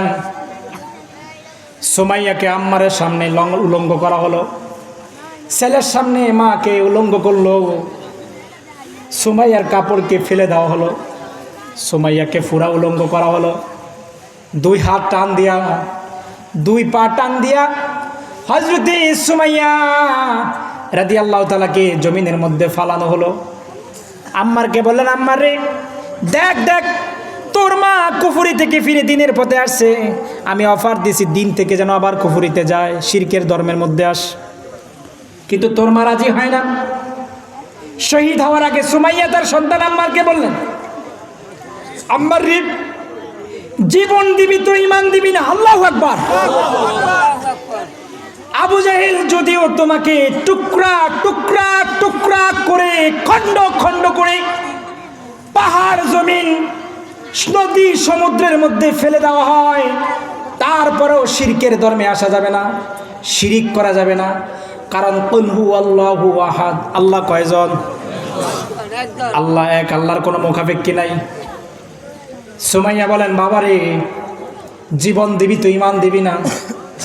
নির্মম আবু জাহেল সুমাইয়ার মুখের সামনে যায় বললেন, সুমাইয়া রে, শেষবার বলি, কুফরি থেকে ফিরে আসবিনি। হাদিসের মধ্যে আসছে, সুমাইয়া থুতু, তার থুতু আবু জাহেলের মুখের মধ্যে নিক্ষেপ করছে। সুবহানাল্লাহ কইবেন না? এমন সময় আবু জাহেল ক্ষিপ্ত হয়ে গেলেন, রাগ হয়ে গেলেন। প্রিয় ভাই আমার, জীবন দিব তো শিরিক করব না। সুবহানাল্লাহ কয় না? জীবন দিব তো ঈমান দিব না। হযরতে সুমাইয়া রাদিয়াল্লাহু তাআলাকে লজ্জাস্থানটাকে 2 পার করে টান টান উত্তেজিত করে বললাম, হযরতে সুমাইয়ার লজ্জাস্থানের মধ্যে ঢুকায় দিবে। সুমাইয়া কয়, আল্লাহ রে, আপনি না কইছেন আপনি মুমিন বান্দার ইন্তেকালের সময় সাক্ষাৎ দিবেন, আমি আপনার দিন ইসলামের জন্য প্রথম শহীদ হয়ে যাচ্ছি, আপনি একটু আমার সঙ্গে সাক্ষাৎ দেন, আপনার একটু দিদারের প্রয়োজন। আল্লাহ তাআলা কয়, হাবিব, ইসলামের প্রথম শহীদ হযরতে সুমাইয়া রাদিয়াল্লাহু তাআলা নিজের জীবন দিয়েছে, তবু ঈমান দেয় না। বিনিময়ে আমি আল্লাহ, ইরজিই ইলা রাব্বিকি রাদিয়াতাম মারদিয়া ফাদখুলি ফি ইবাদি ওয়াদখুলি জান্নাতি। সাল্লাল্লাহু আলা মুহাম্মাদ সাল্লাল্লাহু আলাইহি ওয়াসাল্লাম, সাল্লাল্লাহু আলা মুহাম্মাদ ওয়া আলা। আমাদের ওয়াদা, 1 নম্বর ওয়াদা কি? জীবন দিব তো শিরিক করব না। আজকের এই মাহফিল থেকে আমাদের একটা বিষয় শিখছি, কি? জীবন দিয়ে তো শিরিক করব না। 2 নম্বর, জীবনে যেভাবে থাকবো নামাজ ছাড়বো না। রাজি আছি? বলেন, রাজি আছি? রাজি আছি। এক যুবক আমার কাছে এসে কয়, হুজুর টেনশন, চিন্তা। আমি বলছি, কি চিন্তা? কয়, পারিবারিক চিন্তা, ব্যক্তিগত চিন্তা। আমি বলছি, 40 দিন ধরে আল্লাহর জন্য, আল্লাহকে রাজির জন্য 40 দিন নামাজ পড়, তোর অন্তরের সব চিন্তা আল্লাহ দূর করে দিবেন। সুবহানাল্লাহ। প্রিয় ভাই আমার, হাবিবে কিবরিয়া কয়, যে সমাজের মধ্যে নামাজ চলে যাবে, নামাজ, যেই সমাজ থেকে নামাজ চলে যাবে, যেই পরিবার থেকে নামাজ উঠে যাবে, যেই রাষ্ট্র থেকে নামাজ উঠে যাবে, ওই রাষ্ট্রে কখনো বরকত হবে না। রাসূল করিম সাল্লাল্লাহু আলাইহি সাল্লাম বলেছেন, নামাজ, এই নামাজ ছাড়া তুমি কখনো জান্নাতে যেতে পারবা। আজকের আমাদের 2 নম্বর ওসিয়ত, জীবনে যতদিন বাঁচবো নামাজ ছাড়বো না। রাজি আছেন তো ইনশাআল্লাহ? রাজি আছেন তো ইনশাআল্লাহ? তাহলে মেরাজ থেকে আমরা 2টা বিষয় শিক্ষা নিয়েছি। 1, আমরা যতদিন বাঁচবো শিরিক করব। 2, আমরা যতদিন বাঁচবো জীবন দিব তো ঈমান দিব। 3, আমরা যতদিন বাঁচবো আমরা নামাজ ছাড়বো। 4, আমরা যতদিন বাঁচবো আমাদের এই জবান দিয়ে নবীকে কোনো কটূক্তি করব। রাজি আছেন তো ইনশাআল্লাহ? রাজি আছেন তো ইনশাআল্লাহ? প্রিয় ভাই আমার, ভুলে যাবেন না, আপনি কোন নবী পেলেন? আপনি কোরআনকে প্রশ্ন করেন, কোরআন যেই নবীর শান মান এত আলোচনা করা হয়, সেই নবীর চরিত্র সম্পর্কে কি কোরআন তোমাকে কোনো মেসেজ দিয়েছে? সুবহানাল্লাহ কয় না? কোরআন বলবে হ্যাঁ অবশ্যই দিয়েছে। বলবে কি বলো? কয় ওয়া ইন্নাকা লাআলা খুলুকিন আযীম। সুবহানাল্লাহ কয় না? সুবহানাল্লাহ। খুলুকে আযীম দিয়েছে, সবচেয়ে সুমহান চরিত্র। প্রিয় ভাই আমার, যেই নবীর চরিত্র অনুসরণ করলে পরিবারে শান্তি, যেই নবীর চরিত্র অনুসরণ করলে সমাজে শান্তি, যেই নবীর চরিত্র অনুসরণ করলে রাষ্ট্রে শান্তি, সেই নবীর চরিত্র একমাত্র উপাধি দিয়েছেন কে?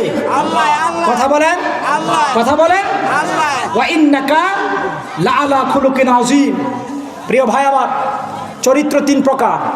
করিম, এক নম্বরে কি? করিম। খুলুকে করিম, খুলুকে হাসান, খুলুকে আযীম। সুবহানাল্লাহ। এক নম্বর হচ্ছে খুলুকে হাসান। কয় হাসান চরিত্রের অধিকারী কি জানো? আমার দিকে মনোযোগ দেন বাবা। খুলুকে হাসান, আপনাকে কেউ যদি একটা আঘাত করে, কয়টা আঘাত? একটা আঘাত। একটা আঘাতের বিনিময়ে একটা আঘাত দেওয়া, এটা খুলুকে হাসানের চরিত্র। মানে বিনা আঘাতে না, মানে আপনাকে একটা আঘাত করছে, একটা আঘাতের বিনিময়ে কয়টা আঘাত দিচ্ছেন? একটা। এটা হচ্ছে খুলুকে হাসান। আর খুলুকে কারিম, একটা আঘাত দিছে, বিনিময়ে আঘাত না দিয়ে ক্ষমা করে দেওয়া। সুবহানাল্লাহ বলবেন না? আর খুলুকে আযীম কি জানেন? আপনাকে একটা আঘাত দিছে, একটা আঘাতের বিনিময়ে আঘাত না দেওয়া, ক্ষমা করে দেওয়া, আঘাতকারীকে বলা আপনি যে আমাকে আঘাত করেছেন, আপনি কি ব্যথা পেয়েছেন? কথা মনে হয় বুঝেন না? সুবহানাল্লাহ। কি তবারকের দিকে আলোচনা চলে গেছে? কথা বুঝেন না? যেই নবীর শান এত গাইলাম, সেই নবীর চরিত্র কেমন এটা জানা দরকার না? আর আমাদের চরিত্র কেমন একটু ডিভাইডেড করে আলোচনা শেষ করে দিব। আমরা নবীর উম্মত দাবি করি, আমাদের চরিত্র কেমন আর নবীর চরিত্র কেমন দেখেন। আমরা ভাই ভাইয়েরে ক্ষমা করতে পারি না, আছে না নাই? কয় আছে না নাই? আছে। আমরা আপন ভাইয়ের লগে কথা কই না, আছে না নাই? আছে। আমরা বোনদের লগে কথা কই না, বোন আবার কয়নি বোন ভাই। বাপের দেওয়া যেই জায়গা আমরা মালিক, এই জায়গা বুঝাই দিবি কবে, এই ভয়ে আমরা কথা কই না। রাসূল বলেন কিয়ামতের একটা আলামত কি জানো? আত্মীয়তার সম্পর্ক ছিন্ন হবে, এটা বেড়ে যাবে। আজকে আমরা নবীর আশেক দাবি করি, অথচ নবীর চরিত্র খুলুকে আযীম আর আমাদের চরিত্র খুলুকে হাসানও নাই। হাসান তো কি জানেন? কয় বিনা আঘাতে আঘাত দেওয়া না, কয় আঘাত দিলে তারপর আঘাত দেওয়া, এটা খুলুকে হাসান। আর আমাদের চরিত্র হইছে বিনা দোষে আঘাত করা। ভাই ভাই কথাগুলো শুনেন, কথা বুঝেন না? আজকে আমরা সব জালিমের পক্ষ নেই, আছে না নাই? আছে। কথা কয় না, আছে না নাই? আছে। নবী মনে হয় জীবনে জালিমের পক্ষ নিছে? না। এই নবীজি জালিমের পক্ষ নিছে? না। নবী জীবনে কোনো জালিমের পক্ষ নিছে? না। নবী বলেন উম্মতরি জীবনে যতদিন বাঁচবা মাজলুমের পক্ষ নিবা। হাবিবে কিবরিয়া কয় কিয়ামতের একটা আলামত হবে কি জানো? মানুষ জালিমের পক্ষ নিবে ভয়ে। জালিমের পক্ষ কেন নেবে? কয় এই জালিম এই বেটারে হত্যা করার জন্য হুমকি দেয়, আমি যদি এর বিরুদ্ধে কথা বলি আমারও হত্যা করবে। এই জন্য মানুষ কিয়ামতের আগে ভয়ে জালিমের পক্ষ নিবে। কিন্তু মুমিন যারা, তারা কখনো জালিমের পক্ষ নিবে না। রাসূল বলেন ওই ব্যক্তি সর্বোত্তম যে ব্যক্তি মাজলুমের পক্ষ নেয়। প্রিয় ভাই আমার, নবী কখনো ন্যায় ইনসাফ ছাড়া কোনো কাজ করেন নাই, ন্যায় ইনসাফ ছাড়া কোনো কাজ করেন নাই। নবী কখনো জালিমের পক্ষ নেন নাই। মক্কার মধ্যে একটা বিচার আসছে, একজন মুসলমান একজন ইহুদিকে অন্যায়ভাবে আঘাত করেছে। আমার নবীর চরিত্র কেমন আর আমাদের চরিত্র কেমন? আমরা কেমন বিচার করি আর আমার নবী কেমন বিচার করতেন? একটা বিচার চলে আসলো নবীর কাছে। নবীর কাছে আসার পরে নবী ইহুদির পক্ষে রায় দিয়েছেন, কিন্তু মুসলমানের পক্ষে রায় দেয় না। সুবহানাল্লাহ কয় না? সুবহানাল্লাহ। ইহুদির রায়টা পছন্দ হয় না। ইহুদি বললেন কিরে, আমি মুসলমান আর নবী রায় দিছে ইহুদির পক্ষে, এই রায় আমি মানি না। রায় না মানার পরে তিনি ওমর ইবনে খাত্তাবের কাছে চলে গেলেন। ওমরকে বললেন ওমর, ও ওমর, আমি আপনার কাছে একটা বিচার নালিশের জন্য আসছি। ওমর বললেন কি বিচার? কয় সারওয়ারে দো আলমের কাছে ইহুদির পক্ষে একটা বিচার দিয়েছিলাম, নবী ইহুদির পক্ষে রায় দিয়েছে, মুসলমানের পক্ষে রায় দেয় না। হযরত ওমর কয় দুনিয়াতে সবচেয়ে বেশি যিনি ন্যায় ইনসাফ কায়েম করার জন্য আগমন করেছেন, যার খুলুকে আজিম চরিত্র, তিনি কখনো অন্যায় করতে পারে না। তুমি একটু দাঁড়াও, ভিতর থেকে আমি তরবারি আনি, সমাধান এটাই হবে, দুনিয়াতে তোমার আর বাঁচার অধিকার নাই। নবী ইনসাফ কায়েম করেছে, আর মুসলমান কি কয়? নবী নাকি বে ইনসাফ করছে। নাউজুবিল্লাহ করবেন না? আজকে কি হয় জানেননি? নেতার লগে যারা হাঁদে, এরা যদি একজনের মাইরে হালায়, নেতা আমি তো কাম ঘটালেস, এই পেটা তোরে কে কইছে এই কাম ঘটাইতে? আয় হাই রে, আমার মান সম্মান ইজ্জত যা আছে সব শেষ। হাই হাই, এই মিডিয়াতে গেলে কিন্তু শেষ। হ্যাঁ, আয় হায়, নেতা যেইভাবে ওকে ঘোরা দেয়। কিন্তু সরওয়ারে দু আলমের কাছে নবীর ছেলের ব্যাপারে অভিযোগ গেছে। নবী কয়, আমার ছেলের ব্যাপারে অভিযোগ যদি প্রমাণিত হয়, আঘাত করো, 100টা বেতের আঘাত, 90টা বেতের আঘাত দেওয়ার পরে হযরত ওমরের ছেলে, সুবহানাল্লাহ বলবেন না, হযরত ওমরের ছেলে 90টা আঘাত করার পরে মারা যাওয়ার পরে হযরত ওমর বলেন, না না না, বাকি 10টা আমার ছেলেকে কবর দেওয়ার পরে আঘাত করো। সুবহানাল্লাহ, এটাই ইনসাফ। আমরা নবীর উম্মত দাবি করি, অথচ আমাদের চরিত্র হাসানও না, কারিমও না, আজিমও না। আমাদের চরিত্রই গেছে শয়তানের মতো। কিসের মতো? আমরা বলি অমুক ব্যক্তির চরিত্র ফুলের মতো কি পবিত্র। আস্তাগফিরুল্লাহ বলবেন না? প্রিয় ভাই আমার, 1 নম্বর চরিত্র আমার নবী। সুবহানাল্লাহ কয় না? কেমন চরিত্র? একটা ওকিয়া শুনবেন, নবীর কেমন চরিত্র শুনেন। প্রিয় ভাই আমার, এক ইহুদির বাগানে নবী কাজ করতে গিয়েছিলেন। হঠাৎ ভুল হওয়ার কারণে ইহুদি নবীকে একটা থাপ্পড় মারছে। এই হাদিসের রওয়ায়াত সহিহ। আমরা নবীর উম্মত দাবি করি না? আমাদের চরিত্র কেমন? কেউ যদি আঘাত করে লগে লগে আঘাত করি, আছে না নাই? নবীকে আঘাত করছে। আঘাত করার পরে নবীজি ভারাক্রান্ত হৃদয় নিয়ে বাসায় ফিরলেন। কোথায় ফিরলেন বলেন? বাসায়। এমন সময় নবী কাউকে কষ্টের কথা বলেন নাই। না বলার কারণে নবীজি ঘরের মধ্যে খোকরায় খোকরায় কান্দে। ইমাম হাসান আর হোসাইন বললেন, নানা ভাই আপনার কি হয়েছে? কয় না, কিচ্ছু নেই, এমনি। প্রিয় ভাই আমার, নবীকে কেউ যদি আঘাত দিত, নবী ক্ষমা করে দিত। আল্লাহু আকবার বলবেন না? অথচ বর্তমান বাস্তব চিত্র, আমাদেরকে কেউ যদি আঘাত করে, আমরা এই আঘাত দেওয়ার জন্য বহু পরিকল্পনা করি, আছে না নাই? পথের মধ্যে একলা ফাইলেই বাটে ফেলাই দিব, আছে না নাই? নবী আম্মা জান আয়েশা কয়, নবী যখনই বালিশের মধ্যে মাথা দিতেন, গুন গুন করে কি যেন বলতো। আম্মা জান আয়েশা একদিন নবীকে বললেন, হুজুর আপনি কি বলে ঘুমান? নবী কয়, ও আয়েশা শুনো, মদিনার মুনাফিকরা না বুঝে না জেনে আমাকে মিথ্যা তহমত দেয়, আমার উপরে বিভিন্ন রকমভাবে অপবাদ দিয়ে আমার অন্তরে কষ্ট দেয়। আমি ঘুমানোর পূর্বে মদিনার ওই সমস্ত মুনাফিকদেরকে ক্ষমা করে ঘুমাই। নবীর চরিত্র ক্ষমা করে দেওয়া, আর আমাদের চরিত্র কি? কবে প্রতিশোধ নেওয়া যাবে, আছে না নাই? প্রতিশোধ কবে নেওয়া যাবে? প্রিয় ভাই, এই দুহাত জোর করে দেই, এই দুহাত জোর করে দেই ভাই। আলোচনা মাকসাদ হবে না। আপনি আপনার আপন ভাইয়ের লগে সম্পর্ক যদি ডিসকানেক্ট করেন, আপনার রক্তের ভাই, আপনার আপন ভাই, মায়ের পেটের ভাইয়ের লগে যদি কথা বাদ দিয়ে নামাজ পড়েন, এই নামাজ পড়ে লাভ নাই। কথা কয় না? এই নামাজ পড়েন কেন ভাই? রাসূল বলে, আত্মীয়তার সম্পর্ক ছিন্নকারী জান্নাতে যাবে না। আপনি আবার নবীর কি উম্মত দাবি করেন, আশেক দাবি করেন, অথচ আপন ভাইয়ের লগে কথা কন না, আছে না নাই? আপন বোনের লগে কথা কন না, আর ফুফুদের লগে তো কথাই নাই, আছে না নাই? বেশি কথা হয় কার লগে? খালার লগে। কার লগে? কারণ খালারা তো ওয়ারিশ পাবে না, কথা কয় না? খালারা ওয়ারিশ পাবে না, এই জন্য খালাদের লগে কথা বেশি, ফিরিত বেশি। কিন্তু ফুফুরা তো ওয়ারিশ পাবে, এই জন্য ফুফুদের সঙ্গে ভয়ে কথা বলে। রাসূল বলেন, কিয়ামতের আগে এমন হবে, আমার উম্মতরা আত্মীয়তার সম্পর্ক বেড়ে যাবে, প্রতিশোধ নেওয়ার জন্য চেষ্টা করবে, কিন্তু আমি নবী আমার উম্মতদেরকে যা শিখাইছি তারা ভুলে যাবে, আছে না নাই? এই জন্য প্রিয় যুবক ভাই আমার, তোমাদের উদ্দেশ্যে আমার একটা বাণী, জীবনে যতদিন বাঁচবেন রাগ করবেন না। রাজি আছেন? রাজি আছেন? কে কে রাজি আছেন একটু হাত তোলেন। নারায়ে তাকবীর। রাগ করবেন না ভাই। একজন মুসলমান আর একজন মুসলমান 3 দিনের বেশি রাগ করা হারাম। কয় দিন? আজকে তো অনেক বছর, 3 বছর হয়ে গেছে, আছে না নাই? 3 বছর হয়ে গেছে, কারো 30 বছর হয়ে গেছে, আছে না নাই?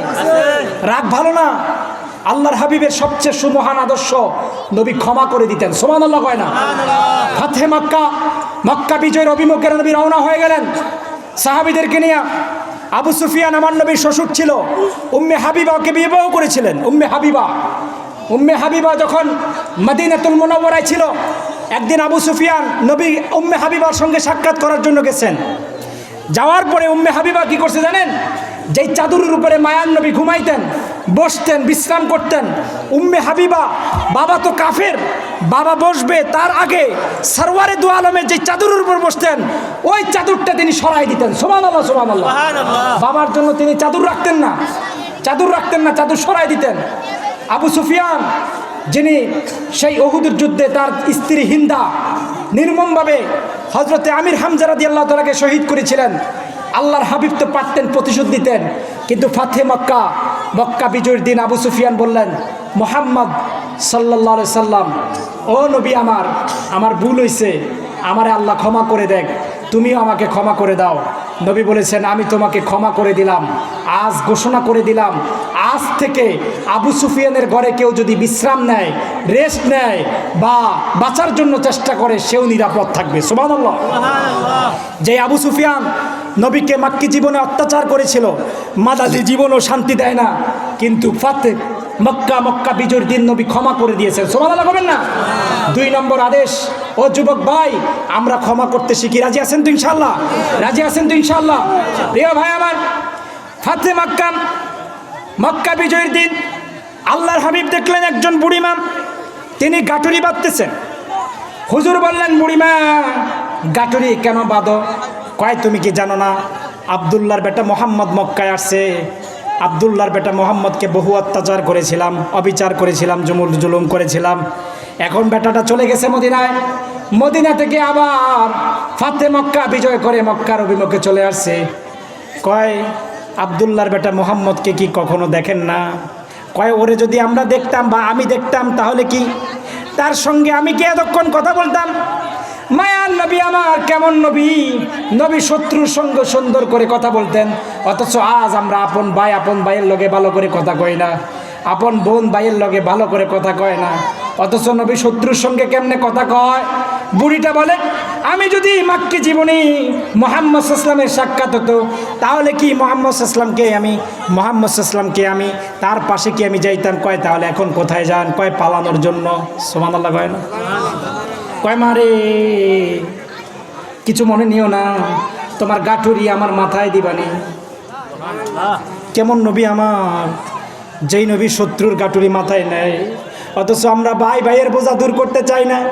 সামান্য টাকা হাওলাতের কারণে ভাইয়ের কল্লা আলাদা করে দেয়, আছে না নাই? সামান্য জায়গার জন্য অভাব, খবরে মাত্র 3.5 হাত জায়গা, 3.5 হাতের বেশি 1 ইঞ্চি পরিমাণও আপনি পাইবেন না। কেমনে পারেন আপন ভাইয়ের মাথায় বাড়ি দিয়া মাথাটাকে দ্বিখণ্ড করতে? কেমনে পারেন? আবার আপনি আবার নামাজ পড়েন, আপনি আবার তসবিহ লয়ে দিনের বেলায় ঘুরেন, আছে না নাই? আছে। বাইরে ফিড্ডা আবার তসবিহ লইয়া ঘুরেন, ভাই বোনের সম্পদ অবৈধভাবে খাইয়া আবার তসবিহ লইয়া ঘুরেন। এই তসবিহ লইয়া ঘুরলে কিয়ামত পর্যন্ত ঘুরলে আল্লাহ মাফ করবে না। আগে ভাই বোনের সম্পর্ক সুন্দর রাখেন, তারপরেও আপনাকে মাফ করে দিবেন কে? প্রিয় ভাই আমার, আলোচনার শেষ প্রান্তে চলে আসছি। নবীর চরিত্র খুলুকে আজিম। সুবহানাল্লাহ বলবেন না? বুড়িমাকে বললেন, বুড়িমা গাঠুরি দাও আমার মাথায়। কয়, বুঝছি এখন তো পরিস্থিতি ভালো না, আমার কাছে কোনো টাকা নাই, আমি কোনো টাকা দিতে পারবো না। বুড়ি আমার নবীকে চিনে না, কত নুরানি মোবারক চেহারা। যেই নবীকে দেখলে হযরত আলী কয়, বুখারীর বর্ণনায়, আমার নবীর চেহারা এত সুন্দর ছিল, আমার নবীর চেহারা দেখলে আমাদের ক্ষুধার্ত পেটটা ভরে যেত। হযরতে আনাস ইবনে মালিক কয়, 10 বছর ধরে আমি নবীর খাদেম ছিলাম, কখনো নবীর ঘরের মধ্যে চুলায় আগুন জ্বলতো না। নবীও খাবার সংকটে ভুগেছিলেন, কিন্তু এটাও পরীক্ষা ছিল। কিন্তু আমরা সাহাবীরা যখন এই ক্ষুধার্ত পেট থাকতো, নবীর মায়াবী চেহারার দিকে তাকাইলে আমাদের পেটটা ভরে যেত। এমন একজন নবী যার চেহারার দিকে তাকাইলে সাহাবীদের হৃদয়ের মধ্যে ঈমান চলে আসতো। সুবহানাল্লাহ কয় না? আজ বুড়িমা বললেন, এই তোমার তো চিনি না, কিন্তু তোমার এত সুন্দর চেহারা কেন? সুবহানাল্লাহ কয় না? কয়, না মা, এত কথা জিজ্ঞাসা করার দরকার নাই। তুমি যেখানে পালাইতে যাইতেছো, গাটুরিটা মাথায় দাও, আমি সেইখানে তোমার গাটুরি পৌঁছাই দেব। সুবহানাল্লাহ। কেমন নবী আমার, যেই নবীরে আমরা আশিক মোহাব্বত করি অথচ নবীর কিছুই মানি না। নবী শত্রুর গাটুরি মাথায় নেয়, অথচ আমরা ভাইয়ের বোঝা মাথায় নিতে পারি না। অথচ ভাইয়ের লগে আমরা কথা কই না, মামার লগে কথা কই না। আল্লাহর হাবিব গাটুরি নিলেন, বুড়িমাকে বললেন, বুড়িমারে আমি সামনে থাকবো, তুমি পিছনে থাকবা, রাস্তাটা তো আমি চিনি না, তুমি আমারে চিনায় দিবা। যাইতে যাইতে গুহার সামনে চলে গেলেন। গুহার ভিতরে যে সমস্ত লোকেরা আগে আশ্রয় নিয়েছিল তারা কিন্তু আমার নবীকে মাক্কি জীবনে দেখেছিলেন। তারা কয়, বুড়ি রে কারে নিয়ে আসলি? যার ভয়ে লুকিয়েছিলাম এই গুহার মধ্যে সেই মোহাম্মদ ইসলামকে আরও গাঠুরি মাথায় দিয়া নিয়ে আসলি। বুড়িমা কয়, এই তোমরা কি এরে মাক্কি জীবনে দেখেছো? কয়, হা, আল্লাহর কসম ইনি আব্দুল্লাহর বেটা মোহাম্মদ সাল্লাল্লাহু আলাইহি ওয়াসাল্লাম, ওনার মতো মানুষ মনে হয় হতে পারে না। বুড়ি কয়, যদি আব্দুল্লাহর বেটা মোহাম্মদ হয়ে থাকে, ওয়াল্লাহি আল্লাহর কসম করে বলছি আর দেরি করবা না, সবাই এক বাক্যে পড়ো, লা ইলাহা ইল্লাল্লাহু মুহাম্মাদুর রাসূলুল্লাহ সাল্লাল্লাহু ইয়া নবী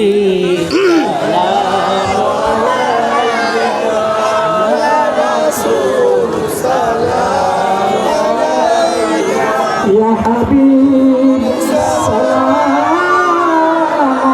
আলাইকা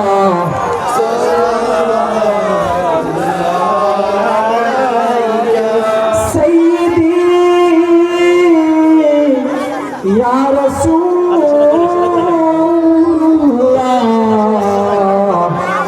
ওয়া ইয়া হাবিবাল্লাহ।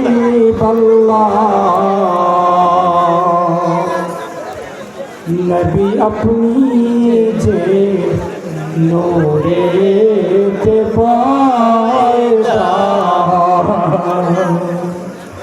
अपनर नूरे तमाम जहानो पैदा अपनी जे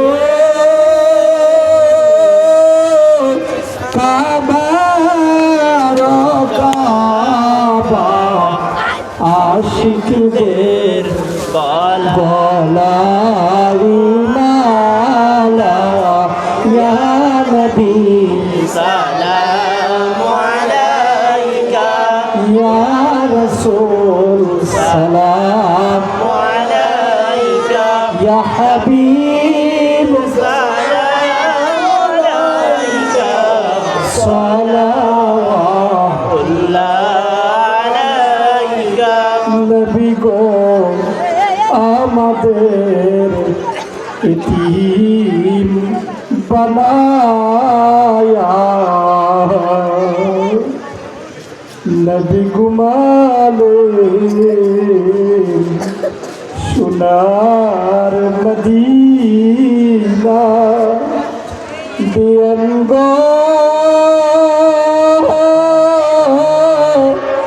পর্দা উঠায়া নবী দেখিব নয়ন ভরিয়া ইয়া নবী সালামু আলাইকা ইয়া রাসূল সালামু আলাইকা ইয়া হাবিব সালামু আলাইকা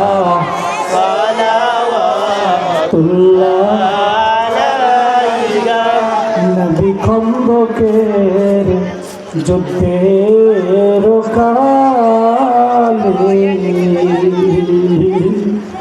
নবী ঘুমালে আলীর কোলে ডুবন্ত সূর্য ফিরে যায় আমার নবীজির আঙ্গুলের ইশারায় ইয়া নবী সালামু আলাইকা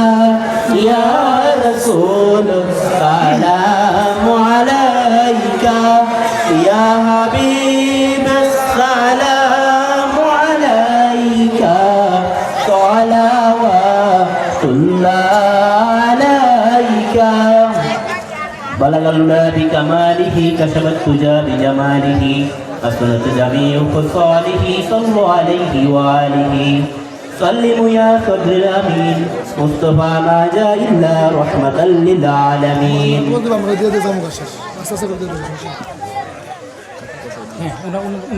সম্মানিত হাজিরিন, আজকের মাহফিলের প্রধান অতিথি আজকে আমাদের মাঝে উপস্থিত আছেন জনাব মোহাম্মদ ফয়সাল আহমেদ নবীন। আমি ওনার শুভেচ্ছা বক্তব্য দেওয়ার জন্য বিশেষভাবে অনুরোধ করছি। ছবি ওটা ওই এপিসোড থেকে এসে ধন্যবাদ মাওলানা হাবিব আল ফারাবি, আপনার সুন্দর আলোচনা উপস্থাপন করার জন্য কোরআন ও হাদিসের আলোকে। এখান থেকে আমাদের অনেক শিক্ষা আছে, আমরা যদি তা গ্রহণ করি। নবীদের সুন্নত এবং আল্লাহ কীভাবে মানতে হবে, আল্লাহকে পেতে হলে আমাদের কাজে নবীদিকে পেতে হবে। আমাদের মাওলানা সাহেব খুব সুন্দরভাবে তা উপস্থাপন করেছেন। আউযু বিল্লাহি মিনাশ শাইতানির রাজিম। বিসমিল্লাহির রহমানির রহিম। উপস্থিত সম্মানিত অতিথিবৃন্দ, আসসালামু আলাইকুম ওয়া রাহমাতুল্লাহি ওয়া বারাকাতুহু। শক্তিরামপুর ব্যাপারী বাড়ির যুব সমাজ কর্তৃক আয়োজিত বার্ষিক ওয়াজ ও দোয়ার মাহফিলের আজ 23তম পর্ব। সর্বপ্রথমে আমি আয়োজক কমিটিকে ধন্যবাদ জানাতে হচ্ছি, যারা তাদের অক্লান্ত পরিশ্রম করে এই সুন্দর একটা আয়োজন আমাদেরকে উপহার দিতে পেরেছে। প্রতি বছরের নয় আমরা চেষ্টা করি যেন পরবর্তী বছর আরও ভালোভাবে কিছু করার জন্য। তো আমাদের সবাই অনেক চেষ্টা করেছে। আমি বিশেষভাবে কিছু নাম উপস্থাপন করতে চাই আপনাদের মাঝে। আমাদের সাদ্দাম হোসেন পাটোয়ারি, জনাব মঞ্জুর হোসেন খান এবং আরও অনেকে যারা আছেন, শামসুল আলম বাবু সহ, তারা অক্লান্ত পরিশ্রম করে এরকম একটা সুন্দর আয়োজন আমাদের মাঝে দিতে পেরেছেন। তো আমরা ভবিষ্যতে আপনাদের কাছে আরও পরামর্শ চাবো, আমরা কীভাবে এটাকে আরও সুন্দরভাবে আরও বড় করে আমরা আয়োজন করতে পারি। আপনাদের সাপোর্ট আমাদের একান্ত কাম্য। আপনারা আমার জন্য দোয়া করবেন, আমার ফ্যামিলির জন্য দোয়া করবেন। আর আমাদের গত 2-1 মাসে আমাদের বাড়ির অনেক মুরব্বী আমাদের মাছ থেকে চলে গেছেন। আপনারা সবার জন্য দোয়া করবেন যেন ওনাদেরকে আল্লাহ জান্নাতের জন্য কবুল মঞ্জুর করেন। আমি এই বলে আমার বক্তব্য শেষ করছি। আমি আপনাদের সময় নষ্ট করবো না, কারণ আপনারা সেই বিকাল থেকে এখানে ঠান্ডার ভিতরে বসে ধৈর্য সহকারে আপনারা আলোচনা শুনতে পারেন। তো ভাই, সবচেয়ে বড় কথা হচ্ছে আপনারা এখানে যা শুনছেন এটা যেন আপনাদের ভিতরে নিয়ে, আপনারা বাড়িতে নিয়ে এটা যেন সুন্দরভাবে আমল করে আপনাদের জীবনটা সুন্দর করতে পারেন। এবং হুজুর বারবারই বলেছেন, নামাজ ছাড়া যাবে না। যদি আপনারা 5 ওয়াক্ত নামাজ সুন্দরভাবে পড়তে পারেন 40 দিন, আমি মনে করি আপনাদের জীবনটা আপনারা খুব সুন্দরভাবে চেঞ্জ করে দেবে আল্লাহ তাআলা। তো আমরা চেষ্টা করবো সুন্দরভাবে নামাজ 5 ওয়াক্ত পড়ার জন্য, আর একটা সুন্দর সমাজ উপহার দেওয়ার জন্য আমরা একে অপরকে ক্ষমা করতে শিখতে হবে। যেন কেউ কোনো কাজ করলে আমরা যেন ওটা মনে চেপে না ধরে রাখি প্রতিশোধ নেওয়ার জন্য। তো আমরা চেষ্টা করবো আমাদের সবাই যেন একজন আরেকজনকে ক্ষমা করে দিতে পারি। তো আসসালামু আলাইকুম, আপনারা দোয়া করবেন আমার জন্য। একটু পরেই মোনাজাত হবে। আপনাদের কাছে বিশেষ অনুরোধ, আপনারা একটু কষ্ট করে বসেন। মোনাজাতের পরে সামান্য তাবারকের ব্যবস্থা আছে, আপনারা তাবারক নিয়ে যাবেন। আসসালামু আলাইকুম ওয়া রাহমাতুল্লাহি ওয়া বারাকাতুহু।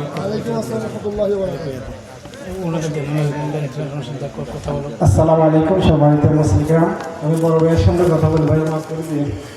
আমার বাড়ি হলো বাবুরহাটে। আমরা 2022 সালে আমার এক ফ্যামিলির 5 জন আমাদের মাওলানা নাসির আহমেদ চাঁদপুরি সাহেবের কাছে আমরা হিন্দু থেকে ইসলাম গ্রহণ করছি। ভাই, আমার ওয়াইফের আজকে 2 বছর ক্যান্সার। ক্যান্সারে 8.5 লক্ষ টাকার উপরে শেষ। আমাদের এখানে অনেকে চিনে, ফারুক মাওলানা সাহেব চিনে। ভাই, আমি কোনো রকম মাদ্রাসা হাইটা কাজ করে চুল কাটে আর সঙ্গে চালে আলহামদুলিল্লাহ আল্লাহ চালায়। তবুও এখন ভাইয়া আগামী 28 তারিখে আমার ওয়াইফের একটা থেরাপি 15,300 টাকা ক্যান্সারের থেরাপি। এমনকি আগামী সোমবার দিন আমার বড় মেয়েটার বিয়ে ঠিক হয়েছে। আমি এখন কোথায় যাব? আমার ফ্যামিলির কাছে গেছি, আমার ফ্যামিলি বললো আমার নাকি পাঠা ধরছে। এখন আপনারা স্যার, আপনারা আমার বাবা, আপনারা আমার ভাই, আপনারা আমার মা, আপনারা আমার সব। এখন যদি পারেন আমার ফ্যামিলির দিকে চাই, আপনাদের মেয়ে হিসাবে আমার মেয়ের বিয়ের জন্য একটু আর্থিক সহযোগিতা আপনাদের কাছে আবেদন করছি। যদি পারেন আমার খুবই উপকার হবে। আসসালামু আলাইকুম। এরা আমার এভিডেভিট, আইডি কার্ড, যাবতীয় নেসার মালানার সাথে সাইন করা কাগজ সব আছে। যদি পারেন বাবা আপনাদের কাছে হাত জোর করে আমি দেন। আসসালামু আলাইকুম ওয়া রাহমাতুল্লাহি কথা বলেন আপনি যাই দেখেন কেউ অসংখ্য ধন্যবাদ।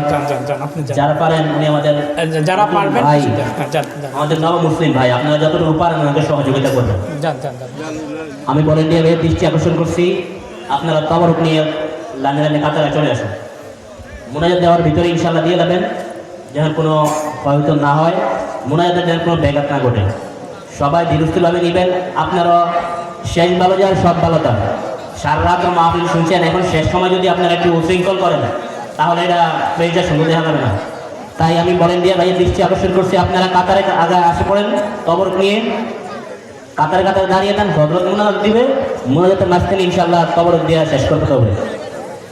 সবাই একটু বিশেষ করে তবরক নিয়ে চলে আসুন। ভলেন্টিয়ার ভাইয়ের দৃষ্টি আকর্ষণ করছি, আপনারা তবরক নিয়ে কাতারে সারি সারিভাবে দাঁড়িয়ে যান। মুসলমান কেরাম, অফ করছো আপনারা একটু সকলে একটু কাতারটা বন্দি করেন। এই মোহাম্মদ, এটা অফ করছো? ক্যামেরা অফ করছো? অফ করো এখন না।